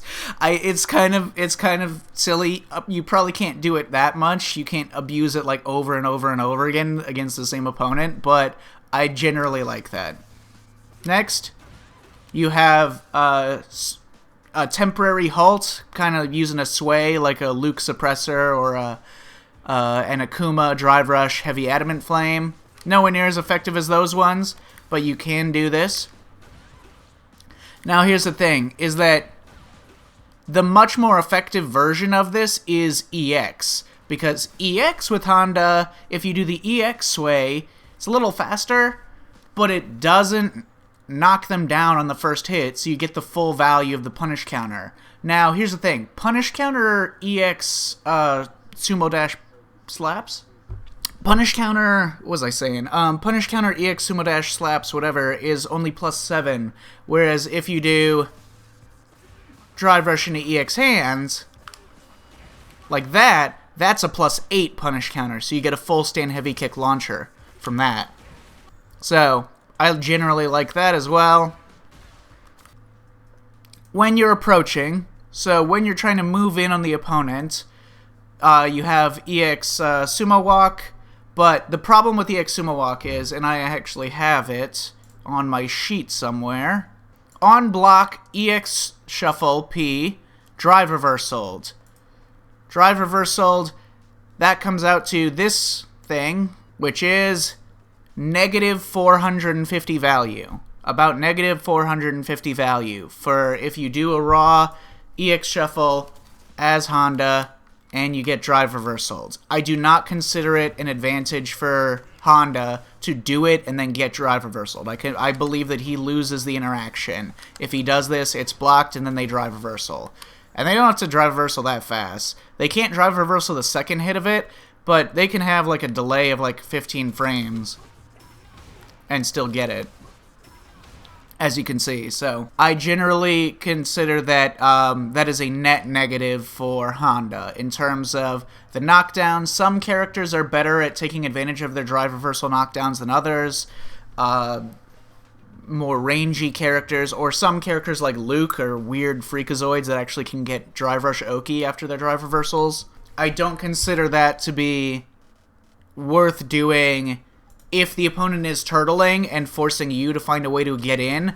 I don't think, if there's no possibility of this landing on hit by surprise, and the opponent knows to... Okay, sometimes you'll just play against people that just don't drive reversal it. Actually, a lot of the time, nobody knows the Honda matchup. If you play against... See, this is a thing where it's hard to... Some of the measurements depend on your opponent's, like, understanding of the matchup and the tools that they utilize. Because if your opponent does not drive reversal this, does not guarantee drive reversal this, they are fucking stupid and you should abuse this forever. Okay? There is no reason for them not to drive reversal this. Again, you'll have to test your opponent to see their matchup knowledge. If they're not drive reversaling this, just fucking go nuts with it. It's so fucking broken if they're not going to drive reversal it. If they don't drive reversal it, that's basically all you need to get in. Probably that, and maybe the occasional stand medium punch, drive rush cancel, etc. And a couple things to mix it up. Again, like EX Sumo Walk, they can, if they're looking for it, reaction DI, or at least like try to parry it. But if you do EX Sumo Dash, you can recover quite quickly and then counter DI or throw a parry, etc. It recovers really fast. So anyways, so when you're trying to approach the opponent, you've got standing medium punch, drive rush cancel. Now I have to get into this really quick. So here's the thing. If the opponent does not have a EXDP, you can just go nuts with stand medium punch, drive rush, stand medium punch, which has a gap, but it's like the best way to get in. It's +5. You have a variety of mixes that we'll get into when we're covering mix-ups. So if you're fighting a character that doesn't have an EXDP to blow up these gaps, just do stand medium punch, drive rush, stand medium punch, except there's also a problem with that as well, which is, so stand medium punch, drive rush, stand medium punch, or stand medium punch, drive rush, throw, or command throw, or deeper stand medium punches to catch them delay teching or trying to jump out or backdash or something. So anyway, you're not really covering mix-ups right now, but you have, a wide variety if they don't have a way to blow this up. The problem with this, with doing stand medium punch, drive rush, stand medium punch, is that the opponent can just drive reversal at like a significant delay, like 16 frame delay or something, in reaction to the green flash, the green drive rush. And if you commit to stand medium punch, it leaves you open for way longer than committing to just like a light, or just committing to nothing and just blocking. And Honda, here's the thing, Honda gets like nothing from just committing to his lights, because his initial burst of speed on the drive rush goes absolutely nowhere. So if he does drive rush into... That's why he does drive rush in a medium punch, which is 10-framer. He goes a mile. And if he drive rushes into a 4-framer or 5-framer, he goes nowhere. So if you do stand medium punch, drive rush into his 4-frame or something, he goes nowhere. He's not even in range to command grab, for his farthest range command grab. Now, there's a couple little tricks to this, but they all kind of run into the same problem, basically. So the point is that if you drive rush into something that's fast enough, that'll be a true block string, so it'll be safe to, like, EXDP, but it's fast enough that it will recover and block a drive reversal. The problem is that that is a hard commitment on you expecting them to drive reversal, because you basically get no mix off of it. Unless you're much, much closer already to them. If you're already, like, quite close to them. So, yeah, part of the problem is that when Honda commits to these, he does stand medium punch drive rush.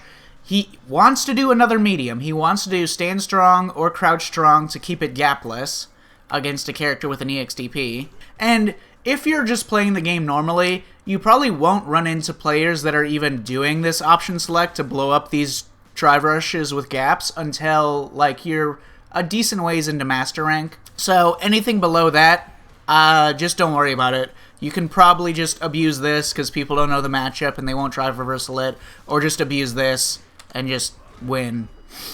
Against the EXDP option select, he has to do a couple of things. One is crouch strong. Now, the thing about crouch strong is it gets you in, but it's only +1. So if you throw, or especially command throw, because his is 6 frames now and not 5 frames, if the opponent challenges you, they are liable to punish you.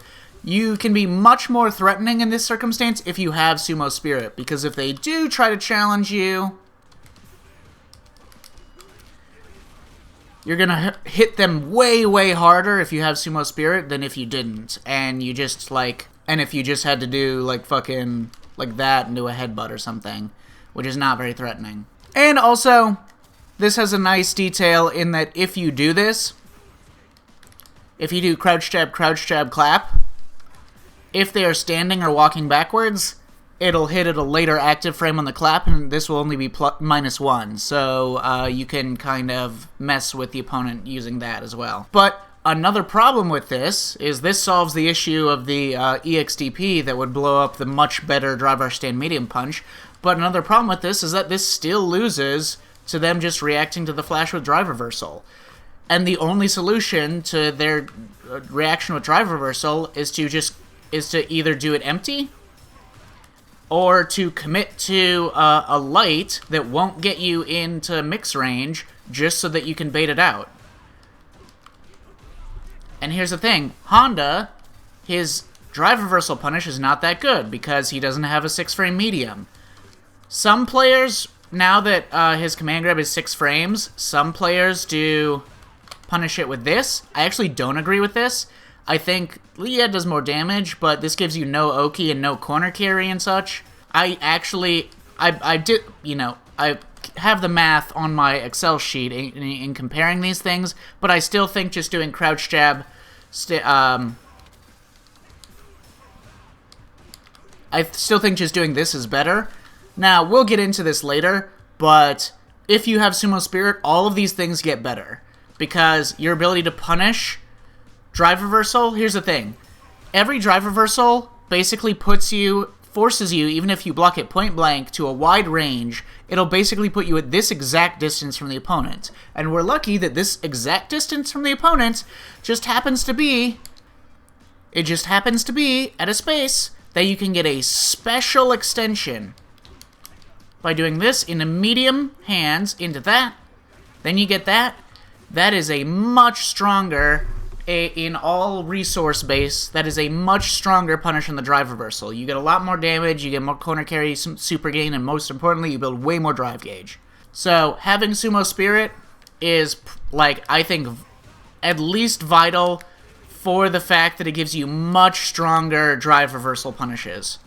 So anyways, the point is that it's kind of difficult for him to neutral skip in response to the existence of drive reversal and also the existence of EXDPs that can blow up this, and this would still lose to drive reversal even if the opponent does not have an EXDP to abuse. Now I have here, in descending order of viable range, these are where you can get confirms without committing to spending drive gauge or any other resource. This is ranges that you can get confirms from distance off of stand medium punch. So the furthest range you can get a confirm from stand medium punch is off of this. Now here's the thing, is that if you do it on block, it'll have a lot more pushback, and clap is liable to whiff in situations that it wouldn't if it was on hit. So if we do it that spacing on hit, it connects just fine, not even close to whiffing, and on block it doesn't. But it is still the furthest range that you can get a confirm from stand medium punch. So stand medium punch, clap, etc. It's also the highest value. As you can see, 5350 is the highest out of this lineup of actions that you could take.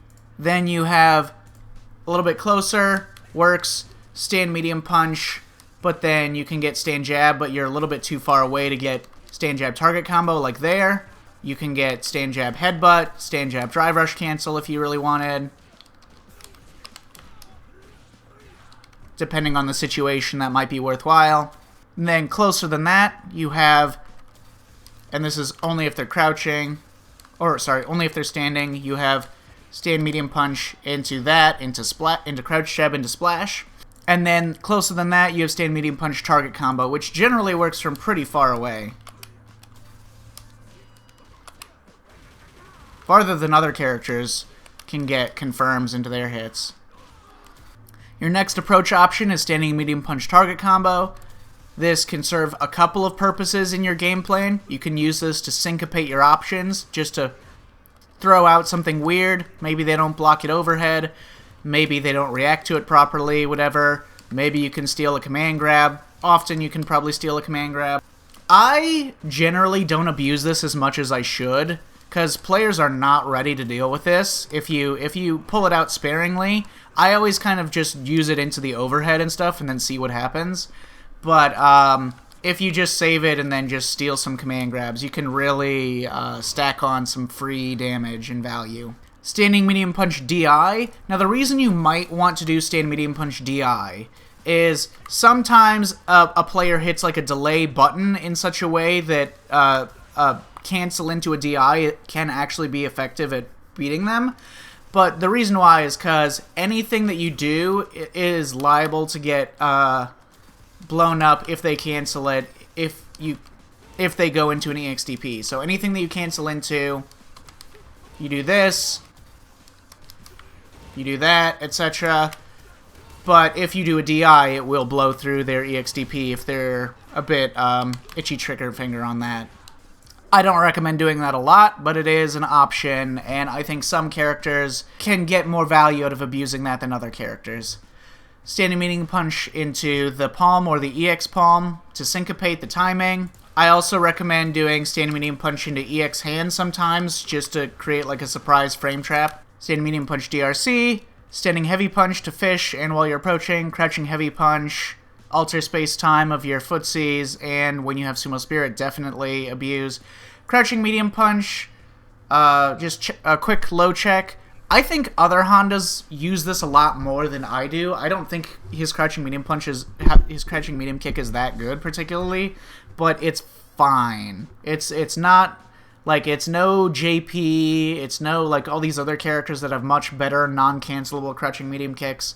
Forward heavy kick on approach, and then standing light punch target combo and standing light punch drive rush. Again, like I talked about a little bit earlier, if you get standing light punch and it's a counter hit, it'll go into that, which will give you the full launcher and the full combo. So that's, and also, generally if you do a light into a drive rush cancel, people are generally not anywhere near as ready to react to that with an EXDP or whatever else as when you do something else.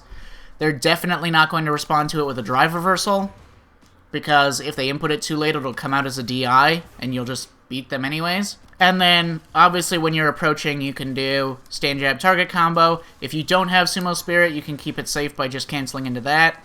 If you do have Sumo Spirit and you don't want to waste it on doing a hands-on block, which gives you no benefit and just wastes the Spirit altogether, but they're generally not as good. Walking forwards into stand jab is generally not as good when you have Sumo Spirit. In terms of mix-ups, so I have like a wide variety of theoretical mix options that you can do that will cover different options. Let's get into it. The first things first is When you do splash like this for your default mid-screen combo ender, I generally believe it. So some players like to dash forwards, whatever. I don't love it. Some players like to walk forward. Some players like to do a frame kill with like a crouch jab or something. I don't love any of these actions. I personally think the best thing to do is just to sit there and then do a meaty. Just sit, crouch block, get your back charge, get your down charge, and then manually time a meaty. If you're really good at manually timing a stand medium punch, you can get it so that a medium punch, there's a 2-frame window for which it can be +8 without a counter hit, for which point you'll get the full launcher without having to spend any resources. But assuming that you're not good enough to hit that 2-frame timing, and assuming that you're only good enough to just get regular stand medium punch, we're going to work from there. So I think the default meaty is definitely going to be stand medium punch. You have the best like conversion options and frame trap options off of stand medium punch. You can check the opponent from trying to escape or trying to challenge by doing that. And you can steal command grabs if they just block. It's good. Next is normal throw. Now here's the thing. When you input normal throw, if you're just in pure mid-screen, his back throw is better than his forward throw, because he can get a meaty driver stand strong from this, and he cannot from forward throw. So when you're doing throw, I would either be hold down back while you input throw, or hold down forward while you input throw if you're going to do a normal throw. That way, if the opponent does, so let's say the options for the opponent are going to be EXTP, back jump. So if you're trying to do a forward throw, you hold down forward, and then if the opponent back jumps, you hit him with that heavy splash. They backdash, you do nothing. And if they neutral jump, you unfortunately have to do the EX splash, otherwise your regular splash is liable to just lose outright. You could do stand heavy punch, but I do think getting EX splash into that Oki afterwards is still better than doing heavy punch. So you might as well do, but you do have to do EX to make sure it's actually like invincible to jump attacks. Otherwise it's very liable to trade or outright lose to their neutral jump button. Now another thing, if the opponent is liable to neutral jump a lot because, I don't know, they expect you to command grab a lot, one thing that you can do while covering with forward throw, normal throw, either forward or back throw, clap anti-air. So every time you do throw, you can pump the clap anti-air like that and do whatever.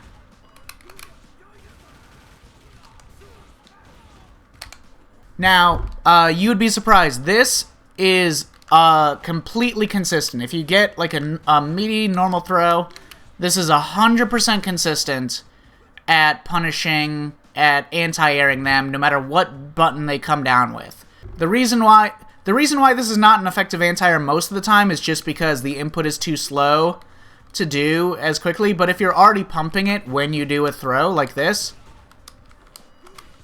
it's completely consistent, and when you have Sumo Spirit, it gives you a very high value to punish those neutral jumps. That's going to be true in mid-screen or the corner. In fact, if you're in the corner, clap is, because it's just a down-down input and you don't have to change it for when they switch sides from you,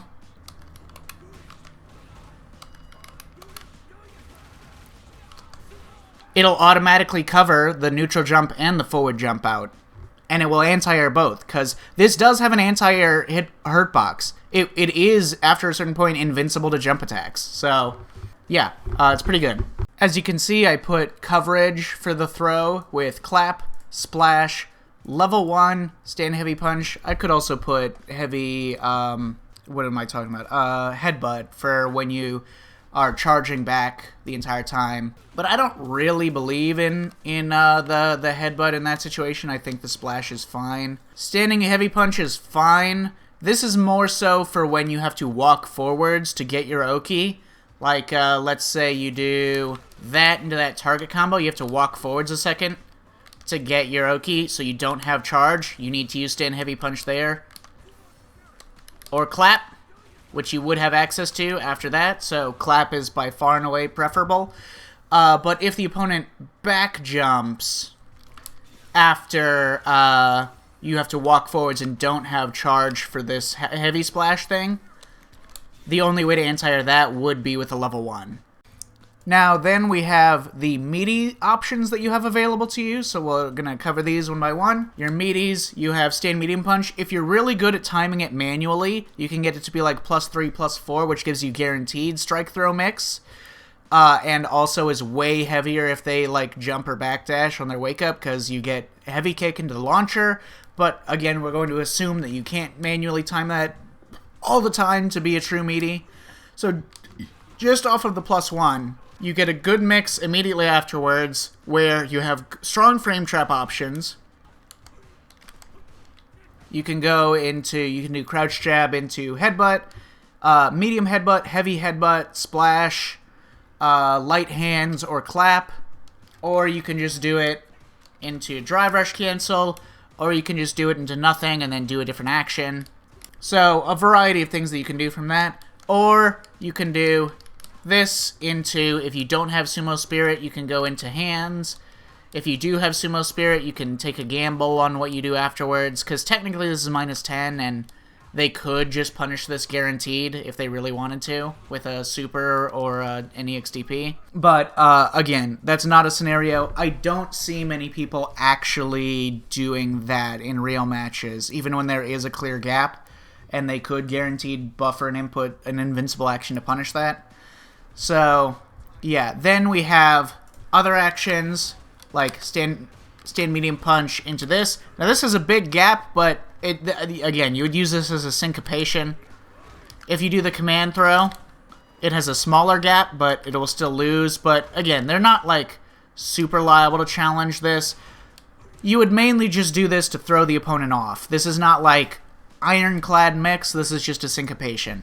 Then we have stand heavy punch clap. This would be the highest value meaty that you could get with Sumo Spirit active. It's just to go straight from heavy punch to clap, and then confirm the clap on hit into the Sumo Spirit, medium Sumo Spirit. Heavy punch headbutt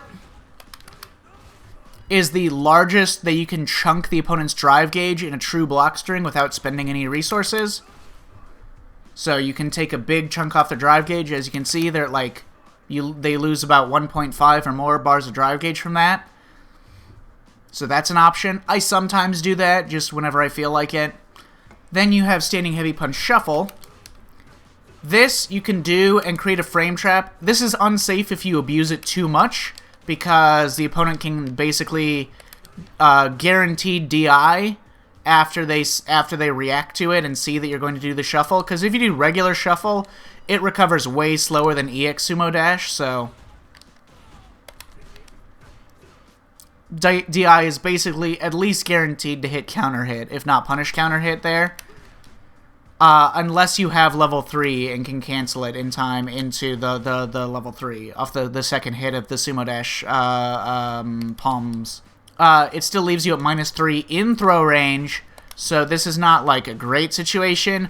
You can sort of Rekka complete and then counter hit them for trying to take their turn. I do this sometimes. I do this probably more than most Honda players, where I just complete the fucking complete the sequence, because it is more cost effective and value effective than trying to do it into like an EX headbutt or a level 1, and it achieves the same result. So I generally find that this hits more than you might think, and if you're conservative and do it with intention, that you can do this and then frame trap with the last hit, because it really does not look visually like you're canceling into the last hit, even when you're mashing it.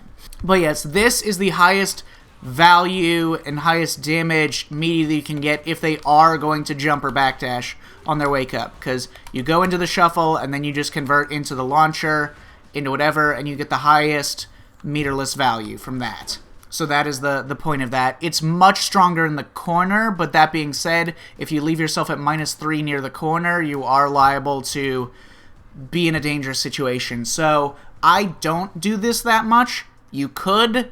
I'm not saying if you should or shouldn't, but it's something to consider.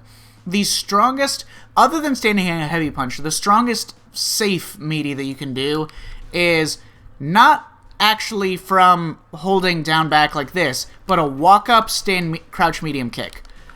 A slight walk-up, crouch medium kick is the strongest basic meaty if the opponent's going to backdash, or jump out, or just get caught walking backwards by hitting them low. Because if you are point blank, and you hit them with a crouch medium kick, and they are standing, you don't have Sumo Spirit, this works better if you don't have Sumo Spirit, you get this conversion, which is much better than just getting the stand medium punch into this, which is already a good conversion. You get strong drive rush Oki off of it, whatever. But this is really, really strong. You build tons of drive gauge off of these, like, clap extension routes. This, I would say, is the most value positive of the just simple meaties that you can do. And this one doesn't even require you to be charging or anything like that. So, but it only works if the opponent's standing. Okay? If you get a counter hit but they're crouching, you actually get less value than just hitting them like that. So those are all of, like, the meaties that I would go for. Those are all the basic meaty strikes. Then you have Oicho throw and normal throw, obviously, as I covered. They speak for themselves, really. The normal throw has a variety of, like, ways you can cover the jump out, but other than that, it's pretty simple. Then you have your shimmy options. So for Honda, if he does, let's say, wake up, delay tech. So the first shimmy option is standing heavy punch. And if you are, practice the spacing, because if you're too far out, you can't dash up and get stand heavy kick because you're not close enough. So make sure that you're at least a little close to them, and then you can get dash stand heavy kick, and that's like the max value that you can get from a shimmy that is not a neutral jump. Okay, then for other shimmy options, we have waiting, and then doing that. So a shimmy that you can react with. You could also do something like that, but I think the standing light punch target combo is more value, so it's better. And then if you want to react with something a little slower than that, you can react with your 8-frame crouch strong, and then that will give you on punish counter the meterless launcher, so that's also a good option. So all of those are like the go-to shimmy options that I would assume. Now here's the thing about his neutral jump. His neutral jump as a shimmy is actually like, in some ways it's worse because, like, if you're not point blank, you can't get the big standing heavy punch. You can get stand heavy kick, but not the big standing heavy punch. Still, the neutral jump is probably more value, but here's the thing. Okay, alright, so he can do shit like this. So he can neutral jump, and then if the opponent waits and reacts and tries to anti-air, he can just sway backwards with his jump heavy punch and then whiff punish their anti-air on the ground. So he has some weirdly powerful neutral jump shimmy tools like that, if the opponent is not going to be reacting with, like, a DP, if they're not a DP character. So then we have gap options. So now these are some of the more complicated options. These are options that you use to catch delay jabs, delay low forwards, delay jump, delay tech, etc. So in these circumstances, let's say the opponent does a delay jab at a delay of like 5 frames or so. So you're liable to catch them counter hit off of this, 6 frames, 5 or 4 frames. So this will, so if you do gap, so like something, and then there's a wider gap, like a 6 to 10 or 9 frame gap, or 5 to 9 frame gap, or anything like that, into stand medium punch, you're liable to catch a delay action, maybe a delay tech, at which point you can do whatever. Off of the counter hit, very consistent. This, I would say, gap stand medium punch is one of the most go-to options because it covers some important things. It covers delay jab, it covers delay tech, and it covers doing nothing because it's a plus on block thing that you can use to abuse and take your turn. And it covers back dash. Now here's the thing, it can also cover back jump. So let me demonstrate with just all these options first.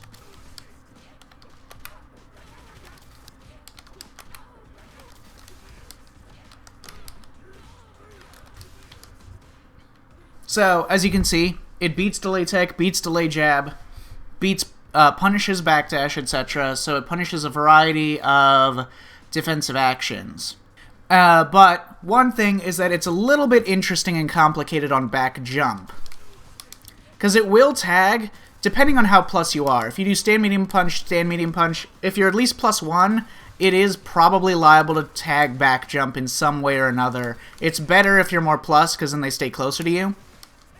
Now here's the thing, is that if you commit to clapping after this, if you're like +3, so if you do this, and then you do this into clap, or if you do this, and then this in the clap, you will actually be close enough to then strike throw mix your opponent. But but you don't necessarily want to do clap on other situations. If you have Sumo Spirit, then you can do stand medium punch clap, and you'll be able to whiff forwards and then get a mix-up if they jumped out, but you'll be able to confirm the clap on hit and punish their backdash or some of their delay actions, but it's less good on block. Theoretically, you can have all of these options going at once, and then if you have Sumo Spirit,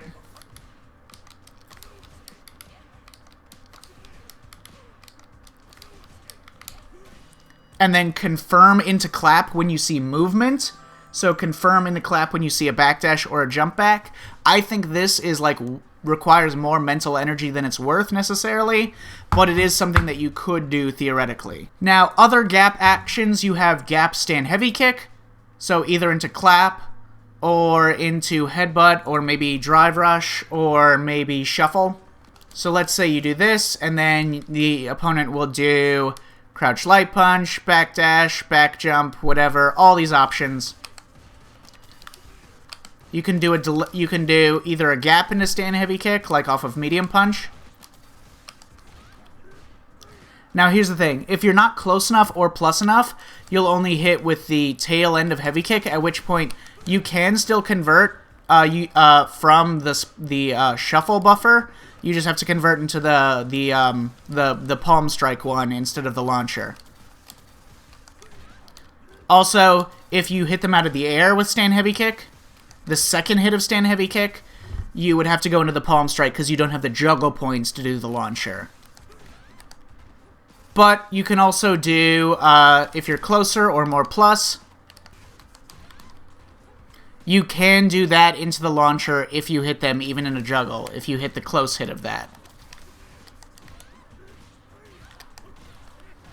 So that is an option. That being said, if you commit to doing the shuffle, they can punish it if they are wary that you are liable to do this frequently, so they can DI it, they can just challenge the gap between the first hit of stand heavy kick on block into it, etc. But you can obviously do this into other things as well. So you can do stand heavy kick into headbutt, and then that will catch a delay button, and if it hits them out of the air, it'll still combo them.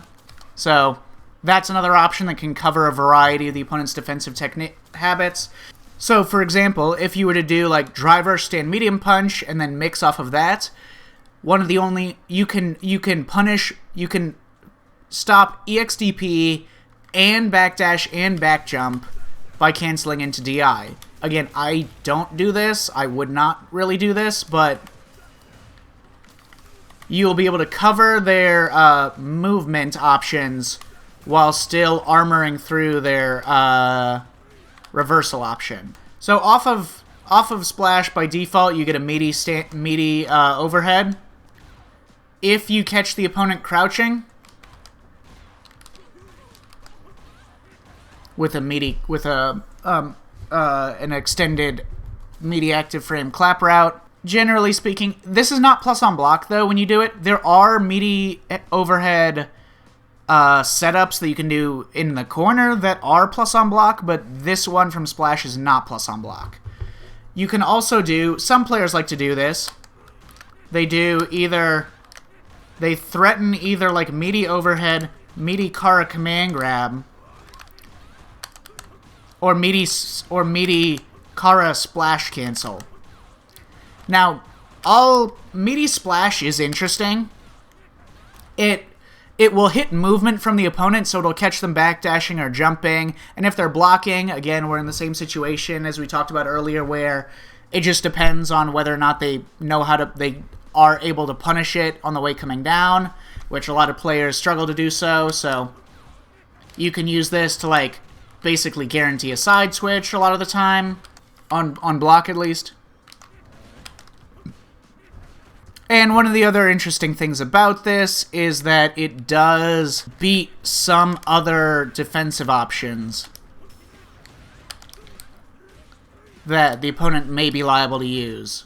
So it can be interesting. Of course, at this place, depends on how long the opponent's like EXDP whiffs for. Camis, obviously you're not going to be able to get a punish unless you do EX, which recovers way faster. So like, EX is a much more interesting one because it is capable of beating things like delay, crouch, medium kick from the opponent, like block, delay, crouch, medium kick. It's capable of punish countering those because it comes down way faster. And it's capable of punishing stuff like this. So, but even so, I don't do this a ton. There's no particular reason. It's not bad. It's legitimately not a bad kind of weird gimmick to go for, but I just don't happen. I'm like very bread and butter with like strike, throw, shimmy, command grab type stuff. I like that kind of stuff a lot. Meaty splash, obviously, we just talked about. You can do it from a Kara or you can do it just by itself. Micro block, crouch, medium punch. Okay, so here's the thing. So this, now we can get into stuff that can punish. So if you do wake up actions, wake up DP, wake up delay, normal throw, whatever, backdash, wake up, back jump, and then do nothing. So all of these actions, if we do a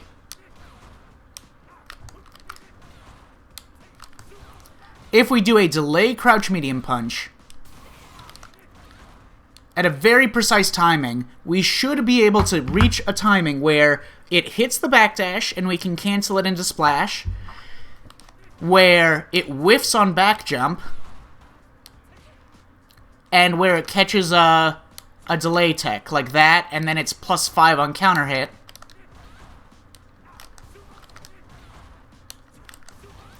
So there is a timing where it'll block the DP, whiff on the back jump in such a way that we can still anti-air with EX Splash, catch the backdash, and catch the delay tech. The timing, the window where you can cover, especially the back jump, the window where all of this works fine is very precise. If they neutral jump, it's safer because you don't have to have the travel time to catch the back jump. If they're neutral jumping, you can just EX Splash and get it. You can probably also just headbutt anti-air at that point. But so this is an option that can cover more stuff. This will cover reversal EXTP, delay tech at a certain delay. It may lose or it may win depending on when they time a delay button, like a delay crouch jab. It will cover the backdash, but that depends on the character's backdash, because some backdashes can go way further, way faster, and may get out of range of it, and it can cover the back jump as well. So this is a precise, complicated option. All of these ones are like weird, precise options that are bizarre things that you don't see a lot, but they technically cover a different array of options than anything else would allow you to cover in combination. So the next is Micro Block Raw Drive Rush. This, again, will cover all the same options except for delay tech. This won't cover delay tech. In fact, if the opponent is liable to delay tech a lot, I would not do this. But this will cover do nothing. It won't cover delay tech or delay jab, but this will cover EXDP, backdash, and back jump. So if you command grab a lot and they're liable to do one of those 3 actions a lot,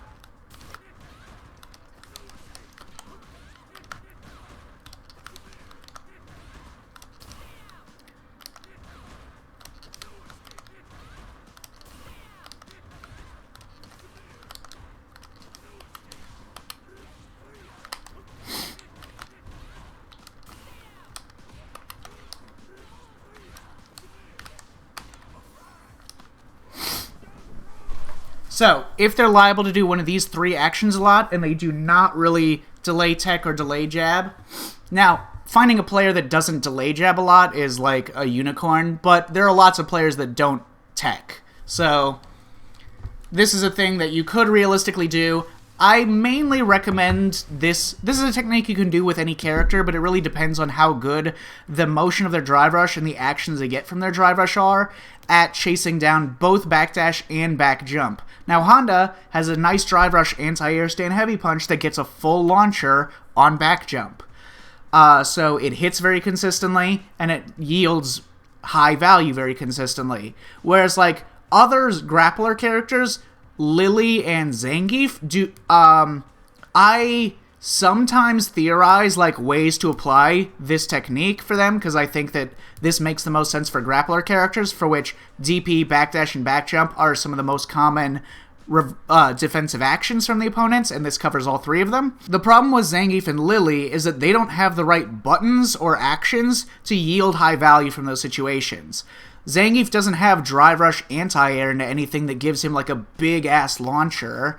Lily has like a mediocre punish on back jump with raw drive rush, etc. Mana has good ones. Mana has good drive rush anti-airs on those back jumps. But Lily and Zangief do not. But Honda does. So this is an option that I would theoretically consider. Micro walk block, stand light punch, drive rush cancel. So this is another option that will beat all three of these. This one is a more expensive one, and this one will be fine against delay jab or, well, at least delay tech. So this is a situation where you can do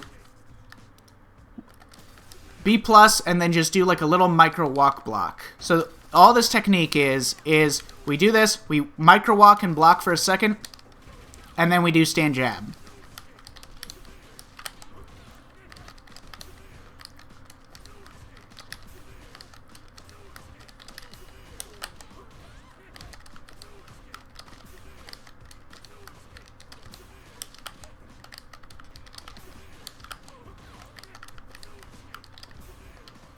Oh, yeah, so this will work if they do back jump. So as you can see, you can micro walk block and you'll beat the EXDP. If they do back jump, you can just go into stand heavy punch.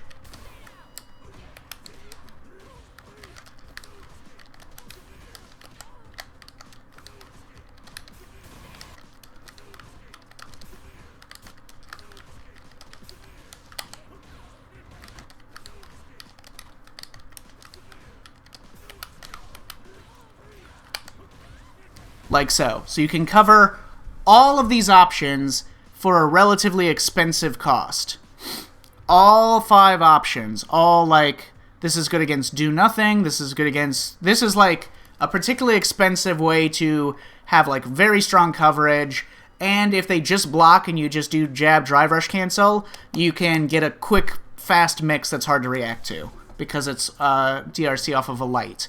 You can also do the same thing, micro walk and block with stand light punch target combo. This is better the closer you are to the opponent.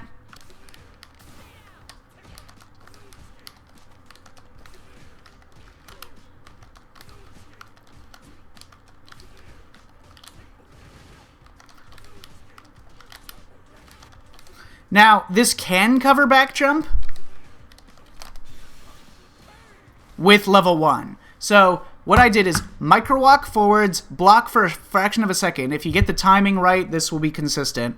Micro walk, block for a second, stand jab, target combo, buffer the target combo, and then pump level 1.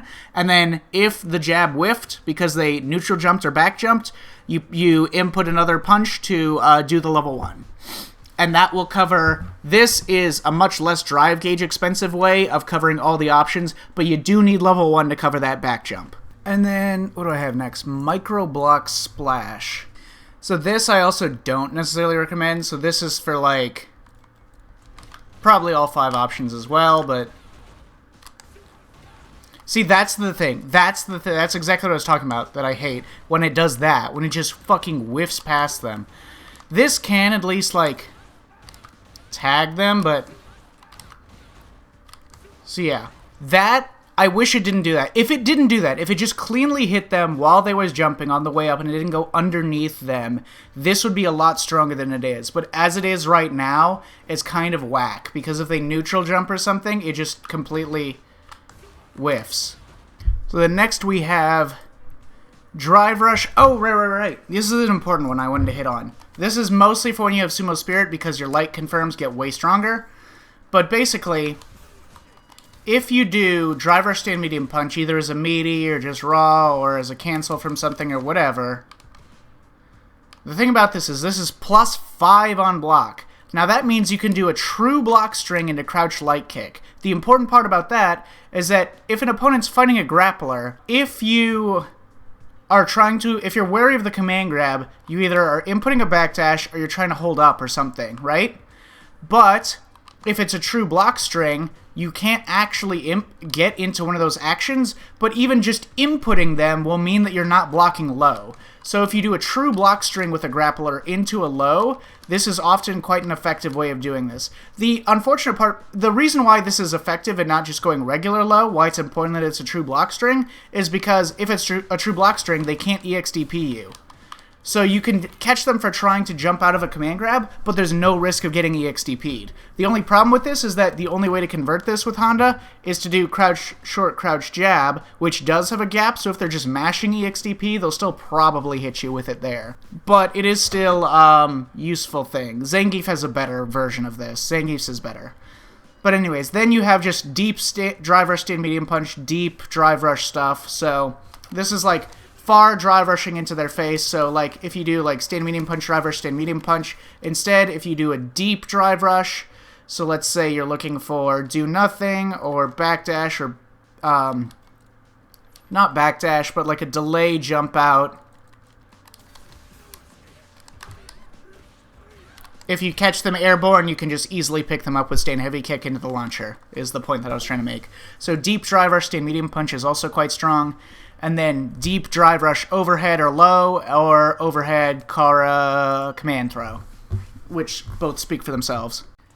Another tool for when you're like, let's say, +2, +3, maybe even +1, etc., is when you're close, you can do just when you're plus on block, you can do just a crouch medium kick like that, and if you catch them walking backwards, so let's say they're straight walking backwards, backward continuous frames,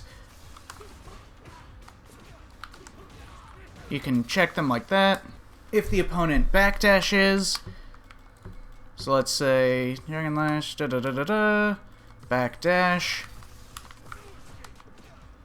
they'll be a little bit further away. Again, it depends on the motion of their backdash, whether or not they can escape. You may have to do a stand jab conversion instead of a crouch jab conversion, or it might not reach at all. Depends on the motion of the backdash. Some characters, if you catch their backdash from like this spacing, let's say, you can catch them with stand jab into headbutt, or if your execution is better, you can do stand jab into splash.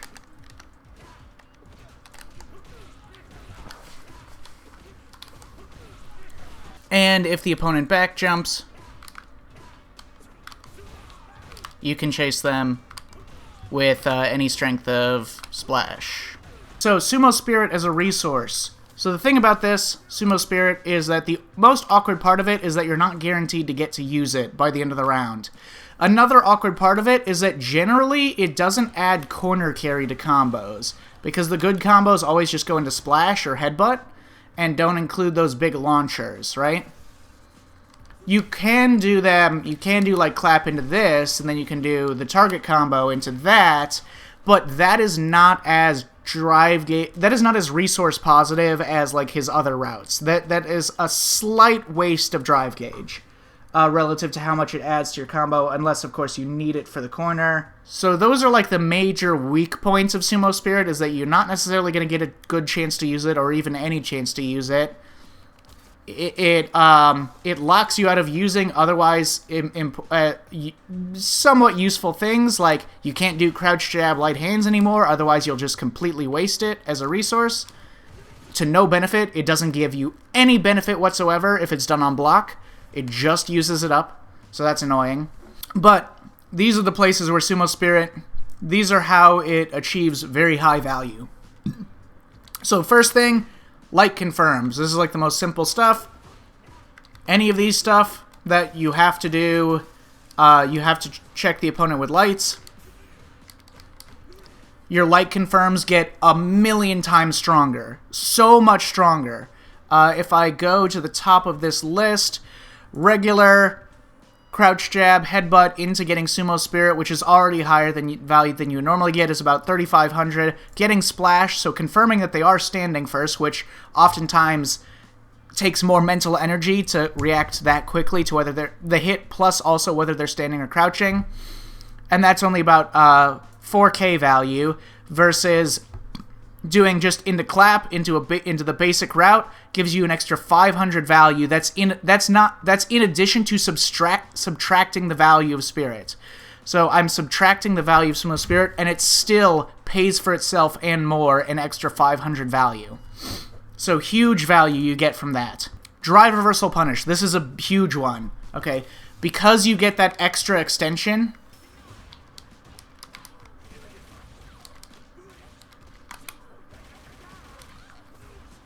Because you get that extra extension, because all the drive reversals on block put you at exactly the perfect spacing to get that extension, the value of his drive reversal punish goes so much higher when he has Sumo Spirit as opposed to when he doesn't. It is a monumental difference. And I would say that is already one of his weak points. See, the good thing about Sumo Spirit is that it covers 2 of his weak points. Light confirms into good combos, and his drive reversal punish both get 1,000,000 fucking times better. Then, obviously, the biggest value that he can get is just stand heavy punch, and especially crouch heavy punch single hit confirms, which takes a great normal like crouch heavy punch and makes it absolutely ridiculous and lethal.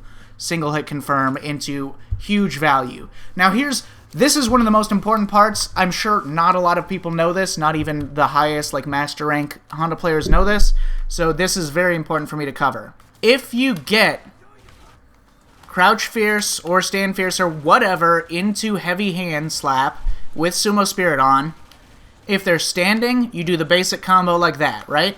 If they're standing, pretty simple, you just do the basic combo. If they are crouching, every fucking Honda player just defaults to, okay, well, I'll just do that into taking another Sumo Spirit. You don't have to. This is by far, this is the only like difficult execution thing I'm going to recommend that's like actually quite tricky execution that I think is well worth the execution barrier. That. Guaranteed on crouching. Again, the spacing, whenever you do heavy hands, it auto positions you at exactly the same spacing, so this is 100% spacing consistent. That. Crouch jab, micro delay crouch jab, clap. Into another crouch jab into splash. So the clap forces them stand, the clap hits meaty. This is more value than if you hit them regularly standing, by a significant margin. Let me find it on my chart here. Crouch heavy punch. Okay, crouch heavy punch hands on standing. Single hit confirm is worth 5,300. That is after subtracting the value of. That is after subtracting the cost of spending a Sumo Spirit. The route on the crouch specific route for this crouch jab delay crouch jab clap is an extra like 550 value added on. More damage, more corner carry, a lot more drive gauge, a lot more super, etc. So that is, and most importantly, you don't have to then take the shittier Oki and only do like headbutt. So once you practice it, I do not think it's that difficult to do, but it does require a different sort of delay timing than most of his other delay option routes. But this is so worth putting the effort into getting good at doing this. And that is anytime you connect this with crouching. So crouch fierce into it, stand fierce or stand medium punch buffer into this. It always auto spaces you, so you just do the crouch jab, slight delay crouch jab clap, You get it every time. It is so good. It's so good. Yeah, that's the big thing with stand heavy punch and crouch heavy punch confirms. And also, those are like the huge, absolutely enormous value propositions, and like by far and away the best and most effective way to use Sumo Spirit is getting those crouch fierce hit confirms. Nothing even comes close to the value you add for that, but other than that, we also have like regular stand medium punch stuff that you can buffer into. So if you're just buffering stuff in neutral, I have counter hit, stand medium punch, and like some of the stuff you can do. So the default would definitely be these two.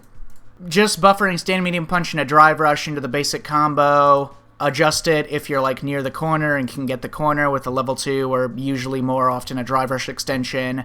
Drive rush target combo, Sumo Spirit. Let me actually put delay target combo just to be an asshole. I will explain that later. Anyways, so we come down into here, and then if you get Sumo Spirit into hands on a standing opponent, it's worth about subtracting the cost of spending the resource. It gets you a little bit more net value than just doing the regular combo and splash.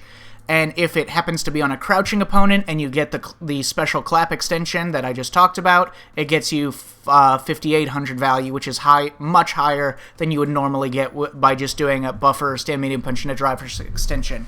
Now, all these values expect that you get the full value out of everything that the combo has to offer, which means if you're already at full drive gauge, these special like Sumo Spirit routes go down a lot, because one of the main values from them with these meaty clap routes and these Sumo Spirit routes is that they build you so much fucking drive gauge. So if you're already full, you have to subtract that from the overall value. But I would say that just buffering stand medium punch into heavy hands when you have Sumo Spirit is still a value positive way, especially if you're on low drive gauge and you would burn yourself out or get close to burning yourself out by doing a drive rush cancel, and you don't have the drive rush to spend on doing the full thing into drive rush extension into the target combo to give you Sumo Spirit plus Oki. I'll talk about this in a bit, but okay, yeah. So then you have crouching medium kick hard commitment. Sumo Spirit allows you to cancel most of your normals, even usually non-special cancelable normals. You can't do it with forward heavy kick or crouching heavy kick, but you can do it with stand and crouching medium kick. Stand medium kick, they've tried to buff it in weird ways. It's like nichely useful. I'm not a big fan of stand medium kick, even despite my most autistic attempts to find ways to make it useful. Crouching medium kick, if you hard commit into like canceling it into the EX 100 hand slap with Sumo Spirit, if you're confident you'll hit them low and you do hit them low, then that would definitely be worth it. I generally do not usually do that because you do pretty much have to do the EX one, because if you do any other strength of cancel from crouching medium kick, if you're wrong and they just are blocking, then you're going to be punishable. And if you do it at a range or you use the light one that's not punishable, then you won't get anything on fucking hit because you won't be close enough. You may be close enough. There is a range at which you may be close enough to get an extension like this.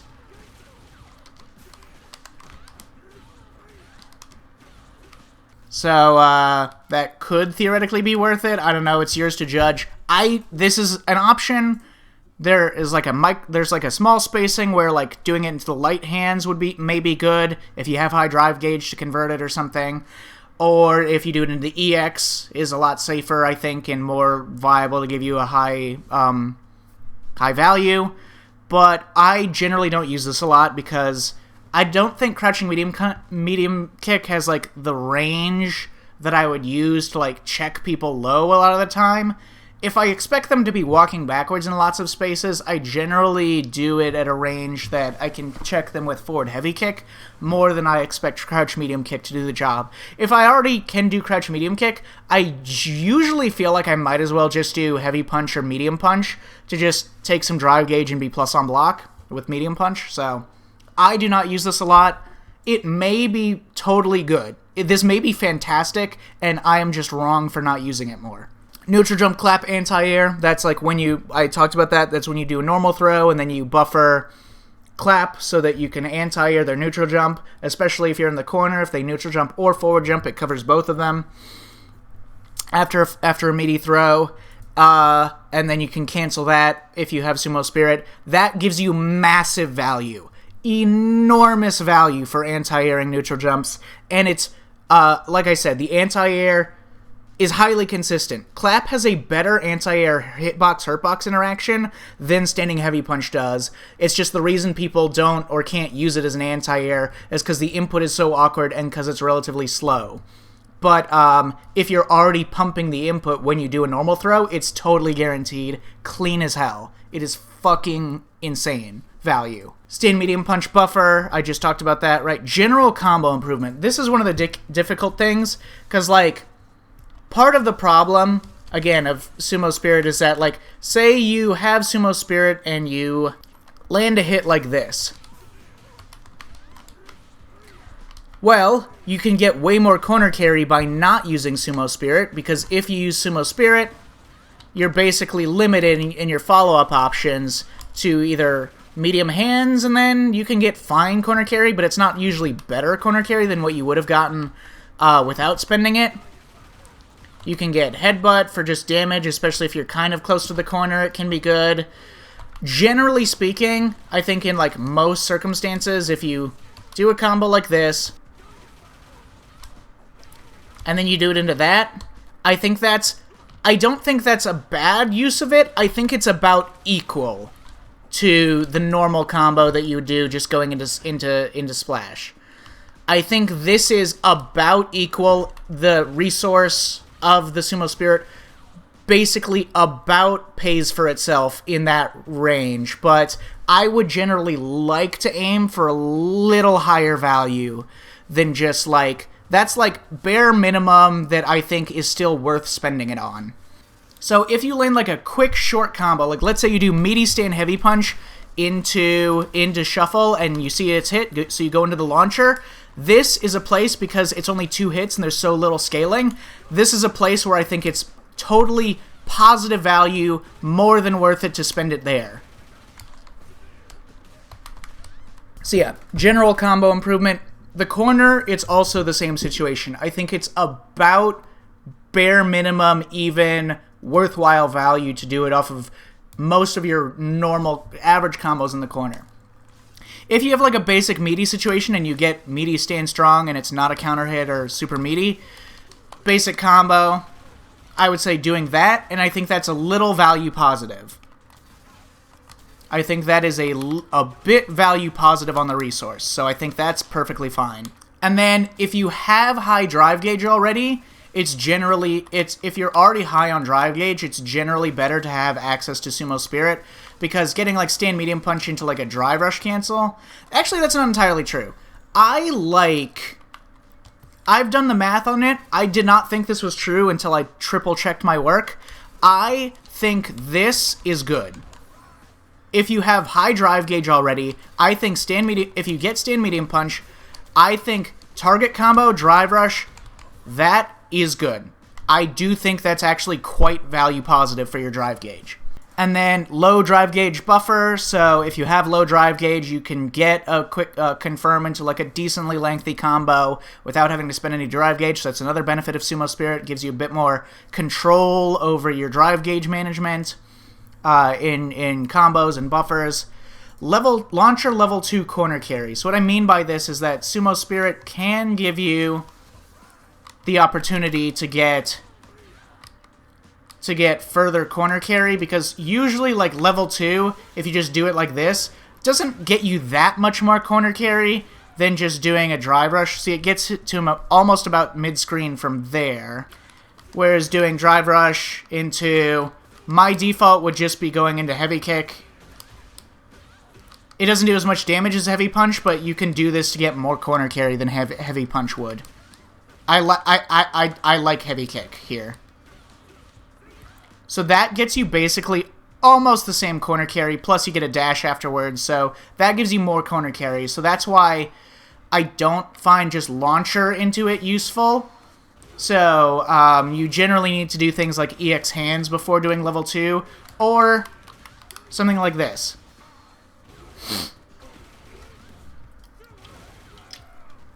So having Sumo Spirit allows you to do an extra drive rush, and you can get an extra chunk, an extra like square and a half more corner carry than you would have been able to otherwise. Kind of, because even if you didn't have that extra chunk, you could have still done EX hands into level 2, and that will give you even more corner carry. So it's not really true, but technically, if you want the maximum corner carry possible, so if you do launcher, if you want the maximum corner carry possible, you would have to have Sumo Spirit, because then you could get launcher or hands into then another EX, so you could spend it. You could spend a drive rush first into it, or you could do just by like that, and then that will give you more corner carry. And Honda can do corner to corner if you really wanted to.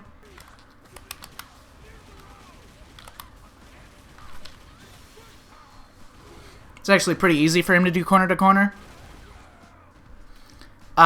If you have Sumo Spirit and spend a lot of drive gauge. That being said, if you already get like a meterless launcher, I prefer that as a side switch. I just like that more. And you don't have to spend level 2. So, and then the other value of Sumo Spirit is kill combos, especially DP punish combos. As you'll see in my 0.1s down at the bottom of the stage, the max damage combos are always starting with punish counter, heavy hand, Sumo Spirit. Nothing else even comes close. And you can get ridiculous damage. Like, okay, look at this. 1 bar of drive gauge. Let's say I block a DP from Cammy, right? With 1 bar of fucking drive gauge.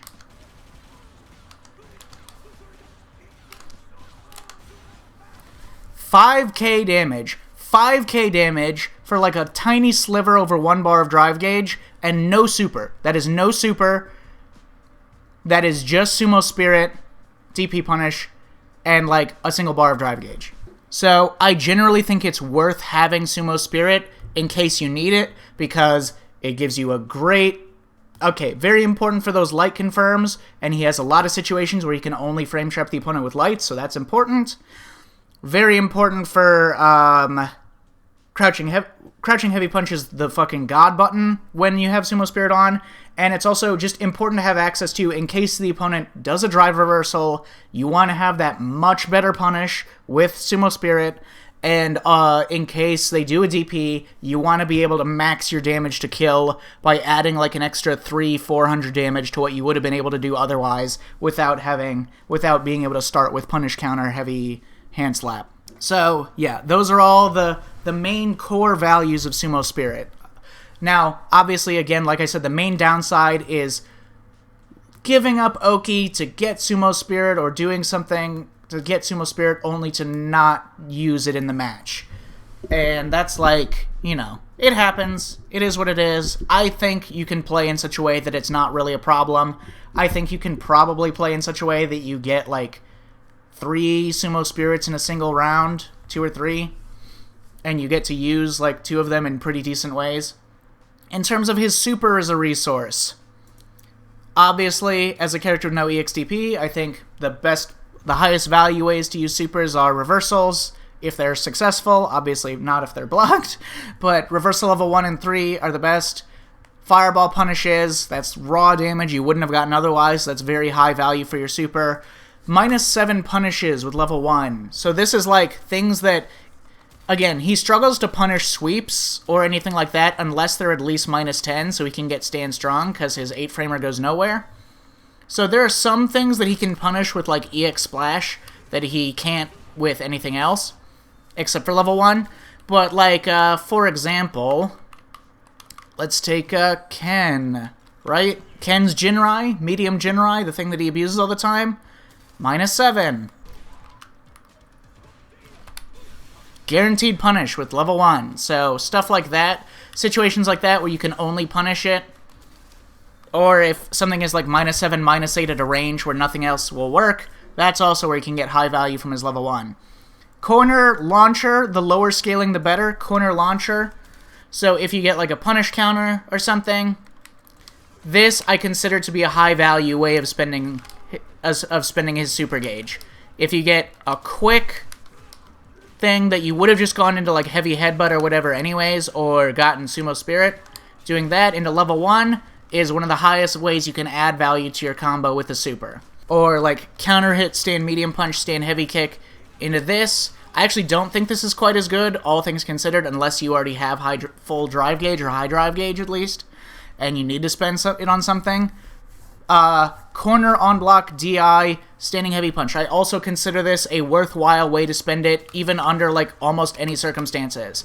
Is if you have this, I consider this more than enough value. This is way more value than you would get for just a basic combo into a level 3 per resource.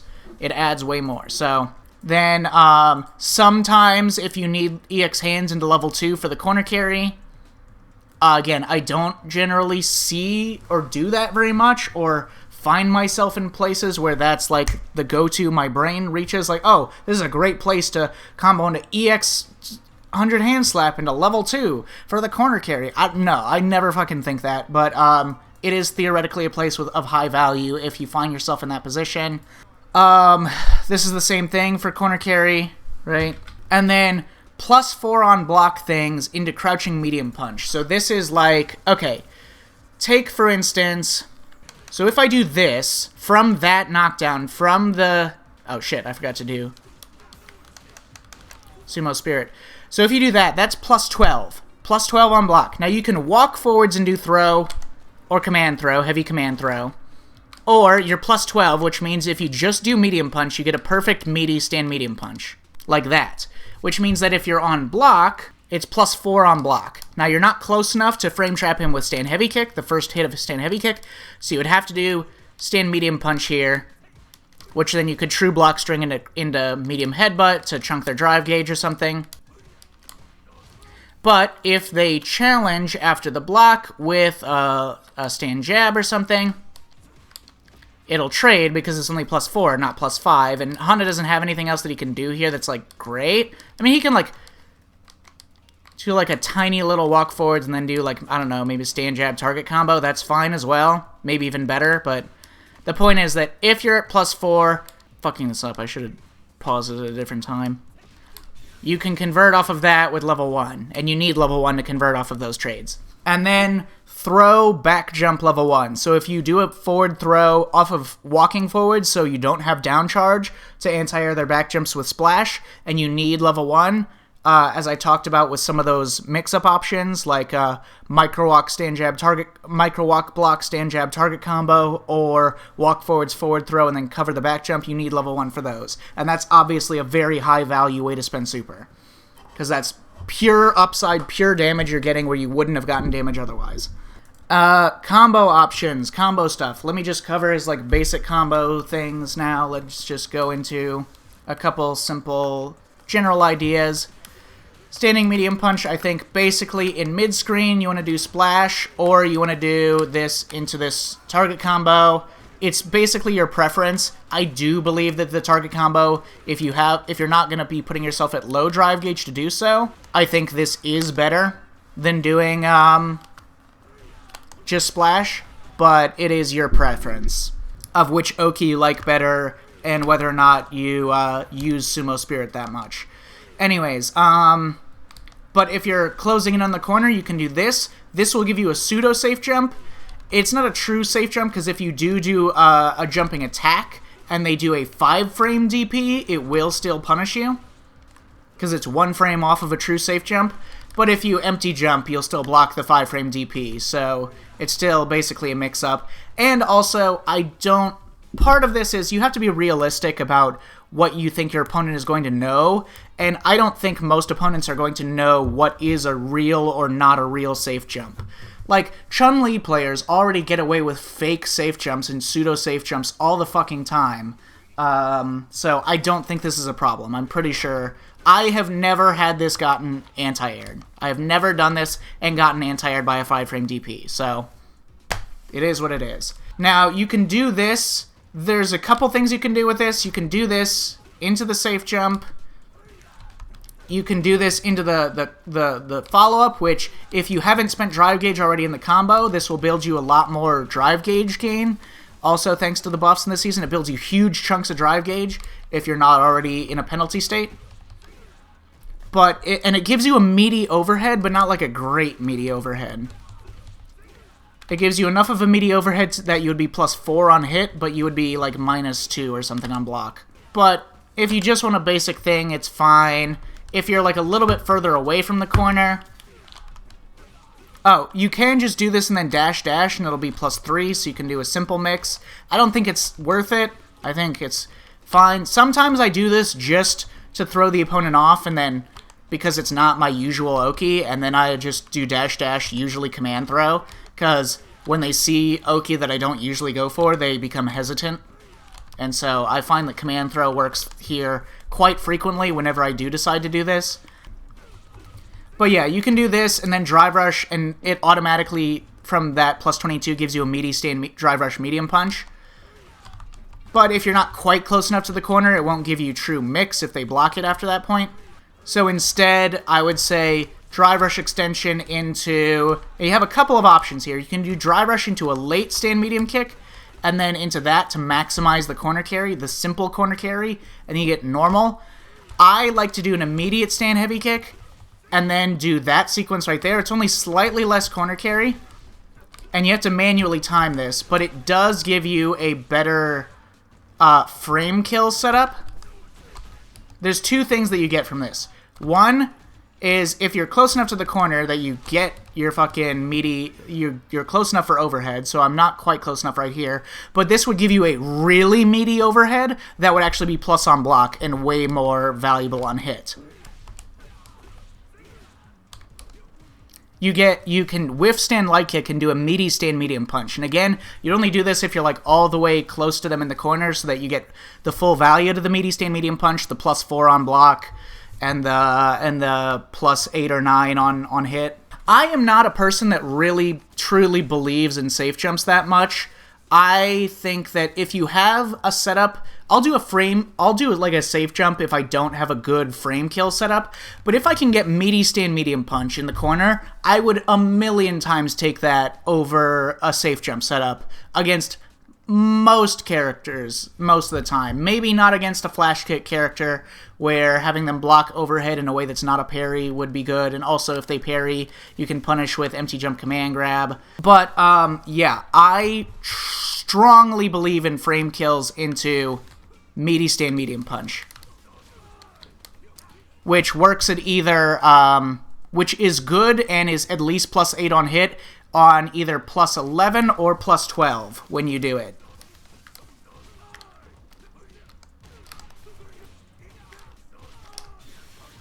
So I strongly believe in that shit. I believe in like strengthening as much as possible the actual strike throw shimmy command grab mix, and that is some of the strongest it can be. Other combo options, right? So those are like the main ones that you're gonna be frequently doing. If you land, like, if you happen to land something that you can then convert into a medium, like if you land like a jump in like this, but you're too far away for something. If you're unscaled, I do think it is overwhelmingly worth it, unless you're going to burn yourself out or something, to drive rush cancel and then just do whatever sequence depending on your spacing. So if you get like stand medium punch counter hit, I think it's overwhelmingly worthwhile to do this.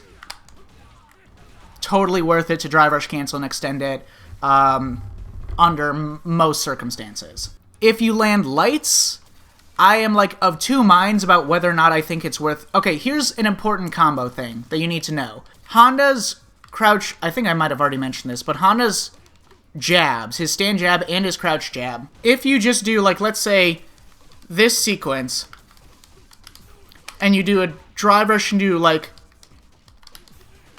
immediate stand heavy kick, you're not close enough.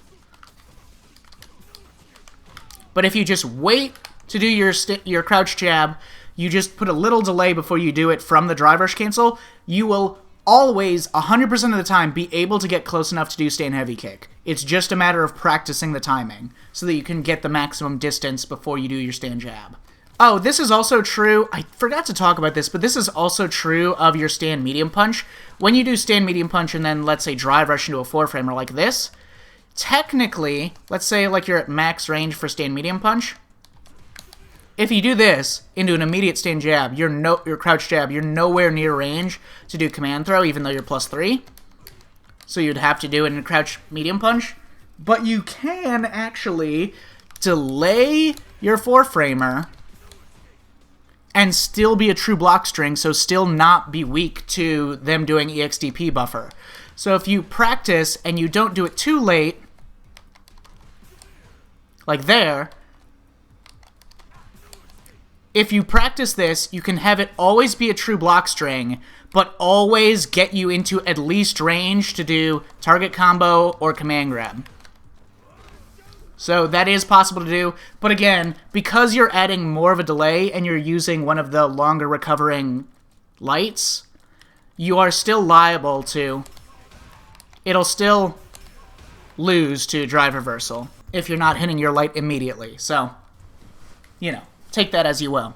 But it's still useful. It's still a useful thing. It's just a little more focus and execution reliant than just doing brain dead crouch medium punch. Right, other combo options. So if you get a free launcher, whatever, you can do a side switch like this. It costs 4 bars. It's kind of fancy. It's got funny stuff. You can do it into level 3 if you have level 3. You can do that into if you have Sumo Spirit.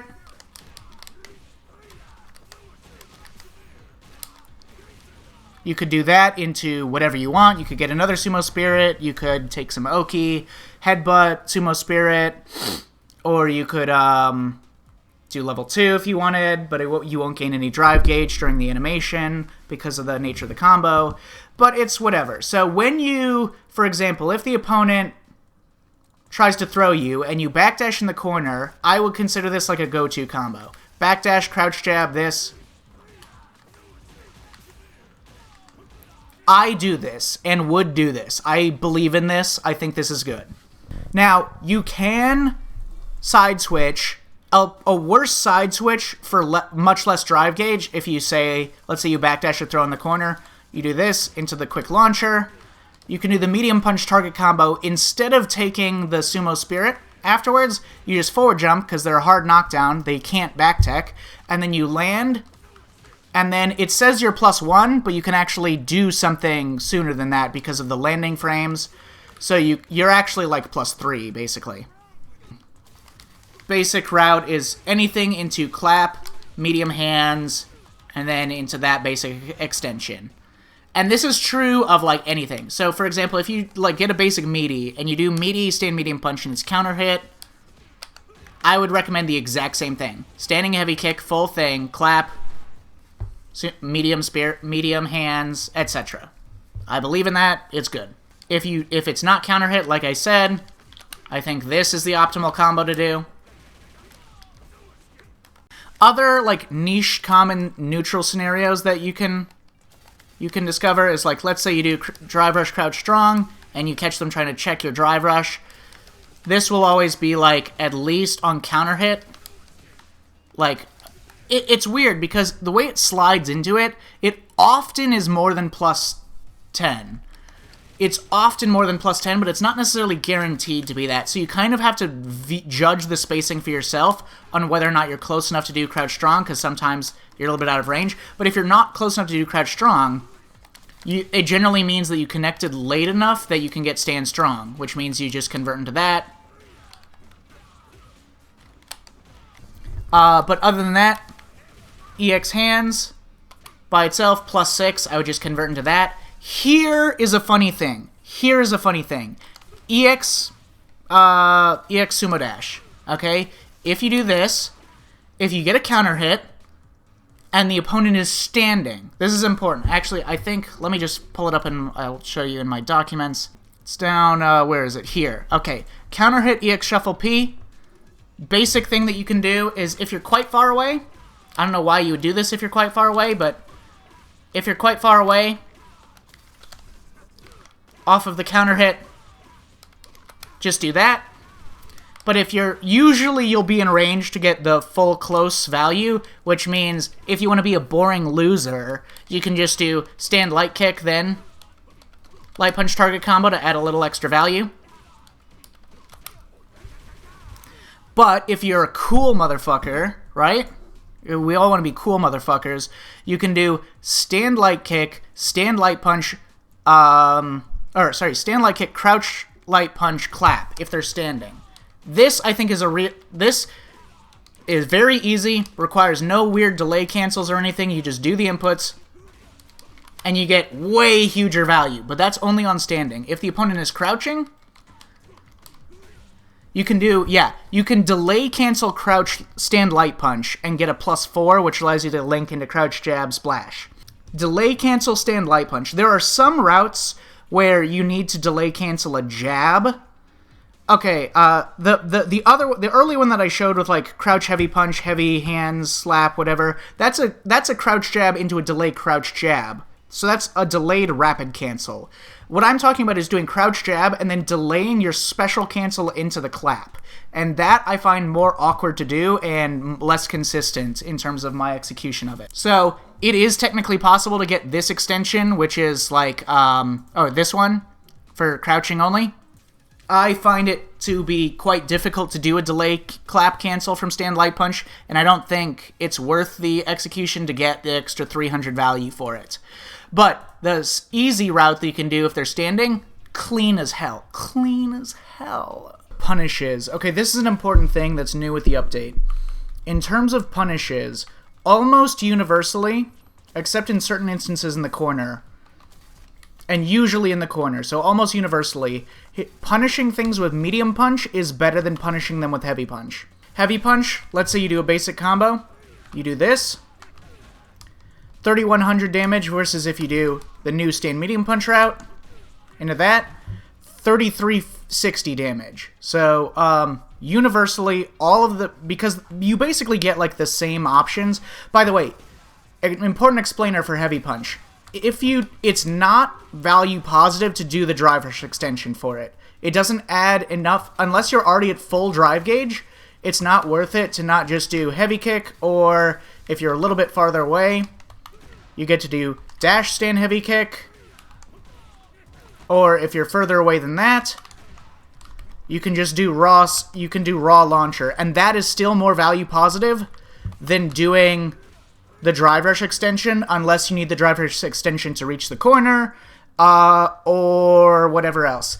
You can, if you are someone who really likes to use the Sumo Spirit, etc., it may be more value by a slight margin to do the drive rush extension and then do another drive rush extension like that. And the reason why that's better than doing the meterless version and then doing drive rush medium punch is because of just the weird way that drive gauge works and drive gauge penalties overlap with each other. You're actually saving a bit of drive gauge penalty by overlapping them with two actions in the same combo. So that I would consider better if you're looking to do that. But broadly speaking, starting with stand medium punch then going to heavy punch is just better. And that's especially true in the corner. If you do like corner stuff, these routes are so good, especially if you have level 1 or something, or if you just want a basic combo into a knockdown into a frame kill setup, versus if you have Sumo Spirit, there's good routes that you can do with stand heavy punch here.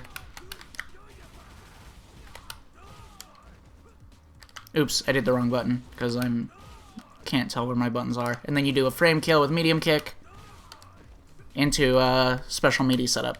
As for the frame kills, I think I have them in here. Frame kills for the corner setups. If you get the launcher, if you do headbutt, close headbutt like that, you just whiff crouch fierce, and then you're plus 12. If you do stand jab target combo, anything that like you hit headbutt a little bit off the ground is usually plus 41. Some of them are plus 42. Like if you do launcher into immediate hands into immediate heavy headbutt, that's plus 42. That requires a more awkward sequence of frame kills where you do like light kick crouch jab, and then you'll be good for your meaty. Let's say you get like this. You're not quite close enough to do headbutt. There's two options. If you don't want to spend Sumo Spirit, which you could spend it here and then do a frame kill setup like that, but if you don't want to spend Sumo Spirit, you could do this, and then that will also give you the same frame kill as slightly off the ground headbutt, so you just do stand medium kick there. I'm hitting the wrong button because I can't remember my new button layout. If you don't have Sumo Spirit, you can do a pretty easy frame kill with in a similar situation with heavy hands, and that'll do a bit more damage. And then off of heavy hands, what is it? You do dash, crouch, whiff, crouch, light punch, then you'll be plus 12. I think that one's plus 11. One of them is plus 11. I think that's the one that's plus 11. Now it's a good time to explain the stand medium punch delay cancel. So if you just do launcher into drive rush, stand medium punch into Sumo Spirit, it is plus 13. We want plus 12. Give me plus 12. The way you can get it is you can either do a late one, but that one will be more tenuous. If you try to manually time the medium punch by doing it later into the drive rush, you're liable to not even be... You need it to be at least plus 11 or 12. So if you're too early or a little too late, whatever, the most consistent way you can do this is just do the medium punch and then manually delay the target combo, and then delay the follow-up. Like so. I still consider this difficult to do. This is like, either way that you do it, any way that you prefer to do it, I think this is a little, the timing is quite tight. In mid-screen, it doesn't really give you that much benefit in mid-screen. You basically get meaty stand medium punch, and then if it's on block, you only get your plus 4, but you're nowhere near enough to mix. I don't think it's that good on block. And then on hit, you just get this, which is fine. It's better than, like, not taking...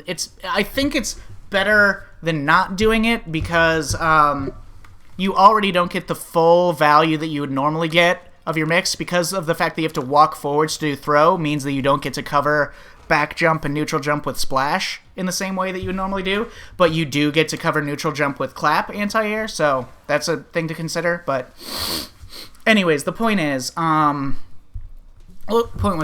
right, you can do that in mid-screen. That's one of the reasons why I like stand light punch target combo into this, because this one, you don't have to delay cancel anything. It's auto time to be your plus 12. But yes, in the corner, if you can get this delay cancel, or just do a delay drive rush, whichever you prefer, like so, then you can get Sumo Spirit in the corner and get a fat, meaty stand medium punch setup that's plus 4 on block and plus 9 on hit, etc. So that, I think, is probably worth getting the timing either for the late drive rush or medium punch or the delay cancel or whatever. If you happen to land punish counter splash, you have basically the same two routes that you normally have. So you have this, which if you don't have Sumo Spirit, you just go into that and then complete the combo. If you do have Sumo Spirit, you're looking at something like that. If you get a whiff punish or happen to get, like, say, a sweep punish, etc., if you have Sumo Spirit, a sweep punish is a great way to just get this into the crouch only route.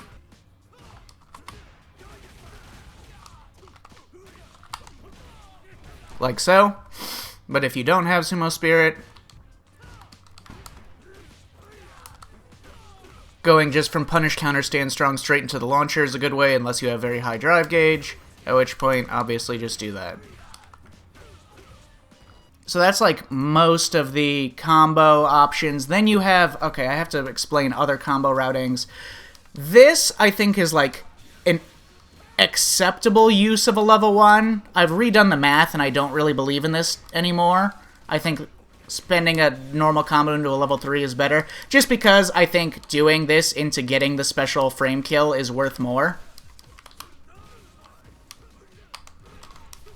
And then you get to do shit like this, which is way better. With with Sumo Spirit is this, as I've documented, which compared to normal is pretty value positive. I wasn't sure if it was or not. I couldn't remember if it was, but yeah. So this with Sumo Spirit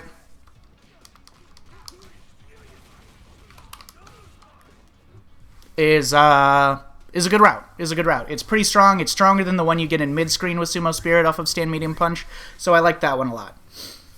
And then, okay, here's the thing. Meaty Stand Medium Punch, which effectively is almost the same as Counter Hit Stand Medium Punch. Here's why it's not exactly the same as Counter Hit Stand Medium Punch, is if I get a meaty setup, okay, if I get Counter Hit Stand Medium Punch, point blank, I can do, and I have Sumo Spirit, I can do Heavy Kick, Clap, Light Hands, Crouch Jab, Clap, Late Clap, Stand Light Punch, Target Combo, Headbutt. That one is amazing. That combo is fantastic.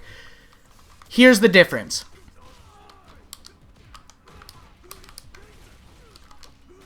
As you can see, if I do meaty Stand Medium Punch, it is slightly different from non-meaty Counter Hit Stand Medium Punch in that just autopiling it doesn't give me the same combo.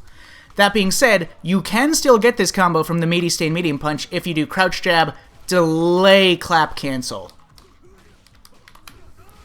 I think it's easier to delay clap cancel from Crouching Light Punch than it is from Standing Light Punch. You have a much wider cancel window in Crouching Light Punch, so I think this is a realistic combo to practice and learn and implement. And this is a great way to, if you're not already full on drive gauge, because like it builds you like 3 bars of drive gauge and there's no good way to spend drive gauge in it, but so if you're low on drive gauge, that's like the obvious route to go for. I mean, it's the obvious route so long as you're not like pretty high on drive gauge and you need to spend some of it. So basically, so the clap extension, so let's say it's like you want to build yourself, let's say like you don't have enough super gauge yet, you need to get to level 3, right?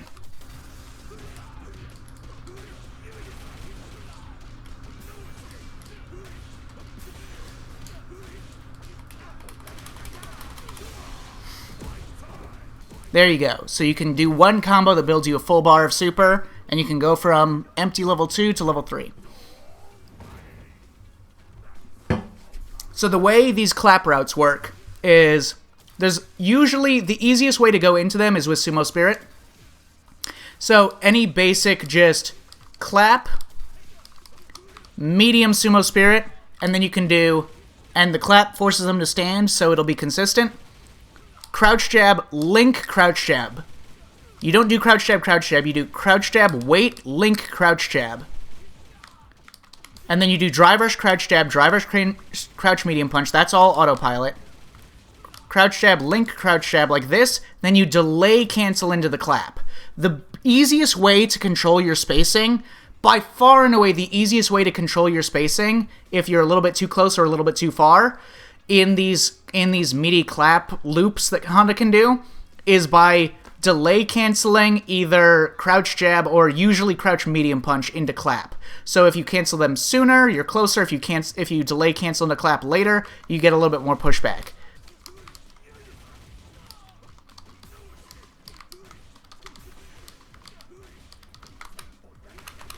Like so. Incidentally, these are often also literally your max damage combos from light confirms. If you get like 2 lights and you're not close enough for a clap, or you are close enough for a clap or whatever, because of the heavy scaling, these are usually like your actual fucking max damage light combos. Like here. You see this thing that's so fucking long it doesn't even fit on the page anymore? So this shit is like your true max damage when you have full drive gauge. No, I put these ones. Okay, these ones. Look at this. Look at this combo. Crouch Light Punch, Clap, Medium Hands, Crouch Light Punch, Delay, Link, Crouch Light Punch, Drive Rush, Stand Light Punch, Micro Walk, Stand Light Punch, Clap, Stand Light Punch, Drive Rush, Light Punch, Crouch Medium Punch, Clap or Delay Clap, Stand Light Punch, Drive Rush, Crouch Light Punch, Crouch Medium Punch, Delay Clap, Stand Light Punch, Target Combo, whatever. So that, as you can see, is literally the highest damage you can get from Crouch Jab, Confirm, without any super. And in fact, these But the hardest part of this by far is obviously going to be this. Micro walk, stand, light punch, clap. And the fact that your micro walk will not always be 100% consistent, so you'll have to fucking adjust your spacing on the fly. I do not think it's that hard to adjust your spacing for these combos because all you have to do to adjust your spacing is if you need to get a little bit closer, you do drive rush crouch jab instead of drive rush stand jab. And if you need to be a little bit closer, you cancel clap sooner from crouch medium punch. If you need more distance, you cancel crouch medium punch into clap later. So anyways.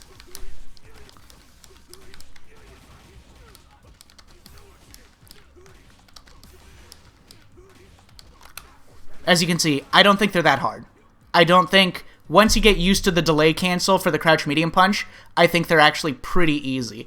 The delay cancel for crouch medium punch makes these so much easier than I had previously thought that they were, and I had made videos about these, and I was like, yeah, but if you have to start manually timing like your delays or like your whatever, no, the delay for crouch medium punch is like the one of the easiest ways of manually adjusting things I've seen in this game. So those are your routes. If you're in the corner, this is an important note. If you're in the corner and you have Sumo Spirit and you land like this into EX and the opponent is standing, so if you clap or if just the opponent happens to be standing and you landed it from something else, you can get stand light kick. This is because when you're in the corner, these actions do not push the opponent backwards as far as they do in mid-screen. The hand, these things. So you can automatically just get stand light kick, clap, stand light punch, target combo. Which makes them just about worthwhile just doing by default, even if you just get like that. I don't think they're as worthwhile as just doing the regular medium one. And then just doing that one into the frame kill. But yes, you have routes like this, and then I have documented in the max damage routes the extensions that you can get with that. So yeah, those routes, learning those, again, those are technically the max damage routes you can get from really heavily scaled light confirms and stuff. This is like max damage when you're in the corner. This is corner for 5.1 drive gauge bars or more. So these routes, if you need to build extra super to get to a level 1 or a level 3, usually level 2 is not... Like, Honda's level 2 has some functionality in some cases, but it's generally... The optimal max damage for his level 2 is often very different routing from his level 1 or his level 3 or meterless.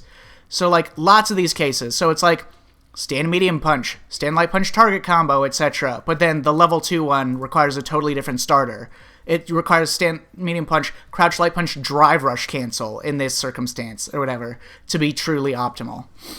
Damage optimal. So his level 2 is fucking weird to maximize damage, and oftentimes I don't think it's worth it, because you have to totally rewire your brain to just focus on the routing for level 2s, for max damage level 2 routes. Anyways, have I covered most of like the combo stuff that I think is important? I feel like it's such a wide, expansive... Most of the combos, the good combos, should be in here. I will try to... A lot of these documented things like this are still remnants of the previous version of the game before Honda was buffed.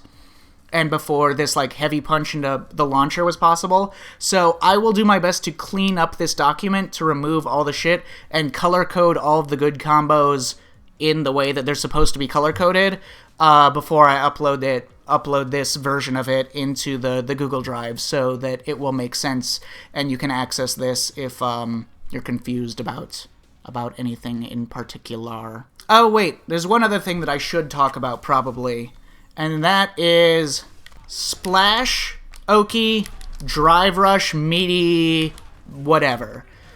One of the bizarre things... Okay, Hikaru has been playing a lot of Honda lately, and he, for whatever fucking reason, likes doing Drive Rush, Stand Medium Kick. I think the reason why... Okay, the difference is, both of these are safe to wake up drive reversal. So both Medium Punch and Stand Medium Kick block drive reversal, it's fine. I think the only reason is because as far as I can tell, Japanese players are obsessed with +4. They love +4 more than their own mothers. And I think that's the main reason why they do it, because they want a throw that can't be punished if the opponent backdashes under any circumstances. I don't understand how that justifies using it in mid-screen, but whatever. So Hikaru always does like this, drive rush, stand medium kick, and then he does like heavy kick, heavy headbutt. So the reason why he likes this setup is because if the opponent does challenge with a 4-framer, the heavy kick, the first hit of heavy kick will trade instead of winning outright, and that way they'll get a bigger trade combo. That's one of the other reasons why Hikaru probably likes this setup. So he does this into this, and then he just does heavy kick, headbutt, or sometimes if he has Sumo Spirit, he'll do heavy kick clap. Makes sense to me. When you come out of a drive rush, if you do the first hit of heavy kick in a heavy headbutt, it will be a true block string, which is different than if you do a meaty, for example, if I have block after first hit. If I do it from there, there's a slight gap. There's a gap where they can parry from the heavy kick to the heavy headbutt there. Medium will be a true block string. Medium headbutt will be a true block string, but you're not quite as close, so there is actually a gap of the stand heavy kick there. But anyways, and he doesn't, I imagine that he doesn't want to manually time any of his throws, so he likes having that +4. I'm just guessing. I can't actually understand. Whenever I watch Honda players, I feel like I'm coming at the character from such a different mindset. I constantly see Honda players doing shit, and I'm like, what the fuck is your vision of this character? I don't understand. I don't understand this tech that you're using. Like, I understand it, but, like, I don't mathematically see why you wouldn't do something that I consider way stronger. I am, like, of two minds about doing Drive Rush Oki after this. I think if you're at high drive gauge, it's worth doing. Definitely. Probably. I don't know. My main problem with this is obviously the risk of EXDP, because the fastest you can recover is doing drive rush into whiff light kick. If you just do drive rush into empty block, it's -3. Either way, you can't walk backwards and shimmy. And in fact, either way, you can't like regularly shimmy. You would have to do this and then backdash to, or do a deep drive rush to catch the opponent delay teching. That's the aspect of it that I don't love. I think if the opponent doesn't have any XDP, this makes a lot more sense. And there is one benefit, and I do like the stand medium punch. One, I consider the stand medium punch a lot better than the stand medium kick, because +8 allows you to then get a mix with all the same options, except you can do either stand heavy punch afterwards, or another stand medium punch, that'll give you the same sequence again. I consider this way stronger than just doing this into this and then that. I consider this to be fucking goated. Again, the main problem is just the existence of EXDPs and the fact that there's not like... But you can just like do it into empty or whiff light kick and then just like do a delay jab or something. I don't know. You don't have to shimmy to be safe from delay techs in this game. A lot of people are not liable. People do not like delay teching in this game, so you're liable. My only problem is that I don't like, as a grappler, I don't like doing something and then having the defensive option be crouch block then delay tech myself, because if the opponent neutral jumps, which they're liable to do if they think I'm going to command grab anyways, they'll just blow up my block then crouch tech. So I don't like doing block crouch check on Oki situations as a grappler. It probably makes sense. I don't do this a lot, and I used to do this more. I don't do this a lot anymore. With the new version, I've not started adapting it now that like some of his options are better. So I don't know. I don't know how I feel about this, but it is what it is. Next, I should really quickly talk about your coverage for if the opponent neutral jumps or forward jumps out of the corner when you throw. So you can cover this. Okay, so if you have clap, this is free. Now, here's the thing. If you don't have clap, or clap as an anti-air, if they forward jump out, won't give you a side switch. So there's a couple of things you can do. One is...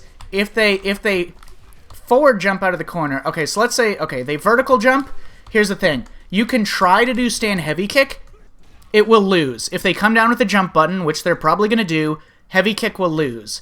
If they forward jump, your heavy kick will be usually just fine, and it will launch them like that, but it doesn't give you like this sequence, so all it really does is let you do, like, if you don't have Sumo Spirit, you can go into hand slap, or otherwise you just do like that or something. I don't think it's that good. You can do something, if you don't have Sumo Spirit, you can clap and then splash out of the corner, and if they back tech, it'll make them back tech away from you rather than towards you, and it generally won't be punishable. So I consider this like an okay meterless way of getting out of switching the side back around on them.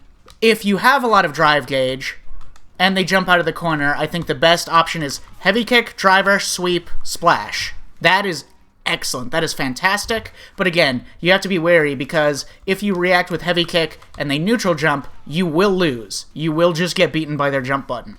One of the other options, one of the simplest and easiest that you should know about, is stand heavy punch EX shuffle, and that will get you out of the corner and leave you plus, so you can mix the opponent. And also specifically in the corner, we have Honda's corner throw situation. He's a character that has to do drive rush to get a throw loop.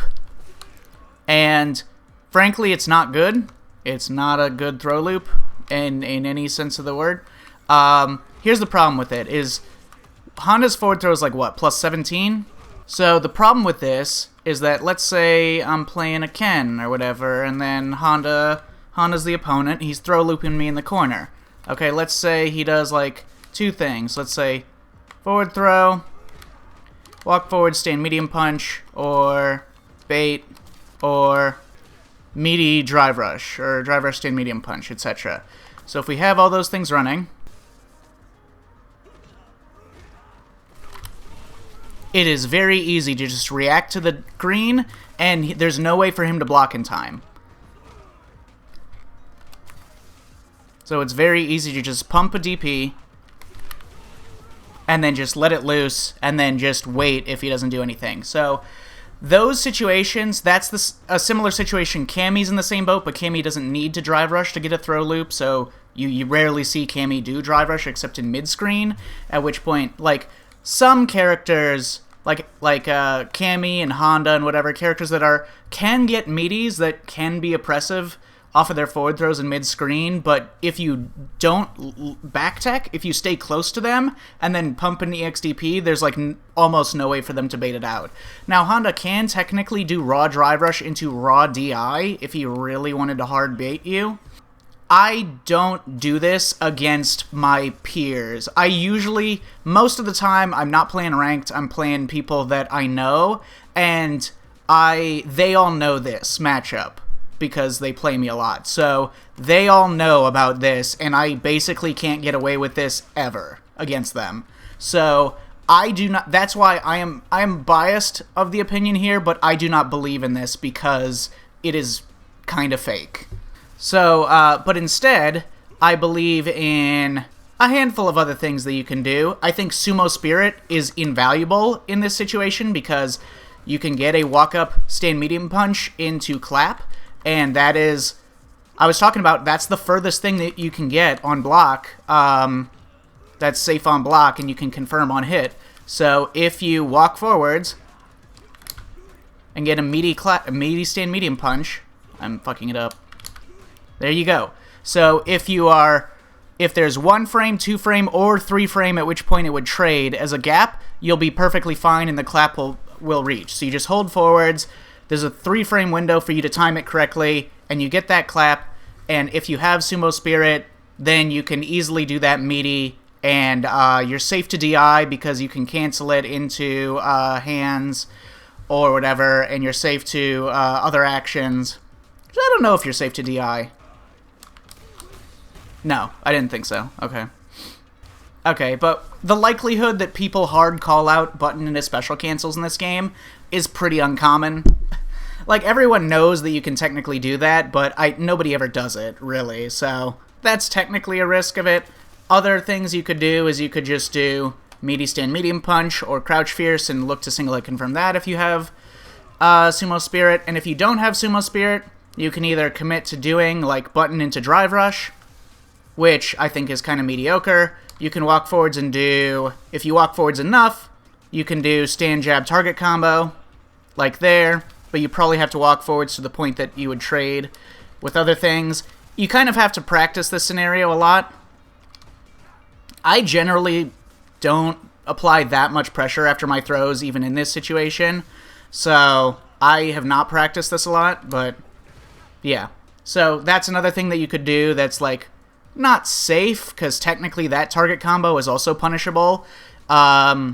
If you do anything that has a gap, which at that range is basically anything that you do except a DRC into crouch light or something. So yeah, one of the other things that you can do off of this situation is walk forward, manual stand meaty. Now, what I'm looking for here is anywhere within these 3 frame window. Anywhere here, here, or here. So 3 frame window to get this manual meaty, and the main point of this for a confirm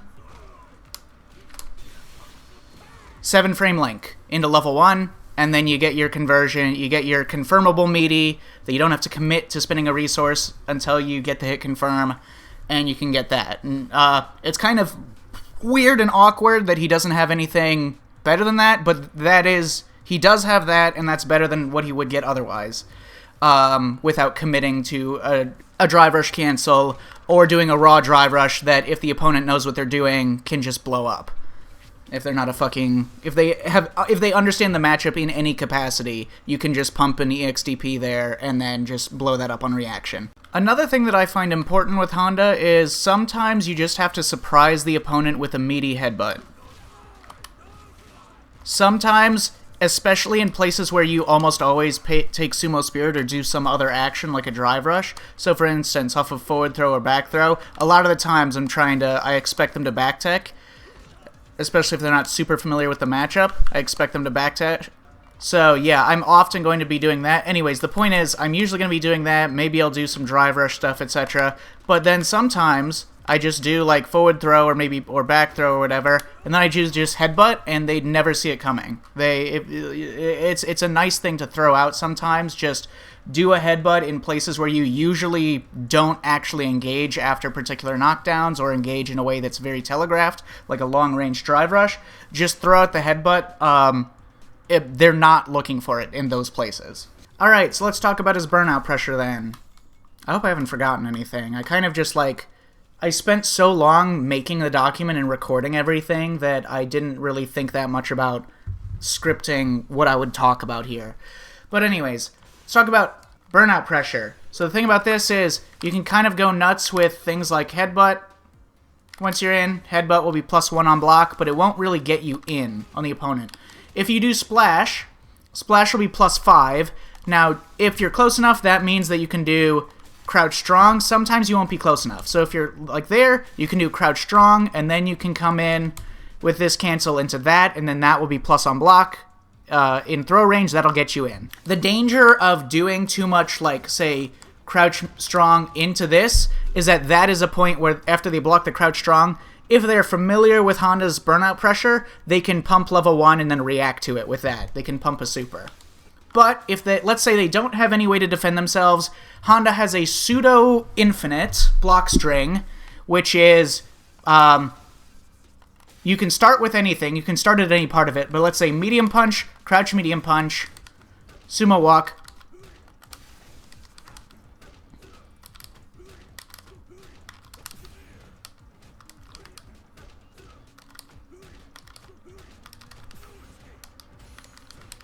There, that's his pseudo-infinite block string. There's no place for them to jab out there or jump out or anything. They could only reversal super throughout that entire sequence. So any medium punch into this will get you in at +1, at which point you can just loop crouch jab into clap a couple times. Then you can do crouch jab, drive rush, stand medium punch. If you wanted to do a different button, like say crouch jab into a 9-framer or something that can actually convert on counter hit from the crouch jab, you can do that as well. So you may be liable to do this. You'll just have to cut your loop shorter by 1 action, or steal some frames with that, which you can totally do, because if that trades with a 4-framer, you still win. So that's a variation on it that's probably quite strong.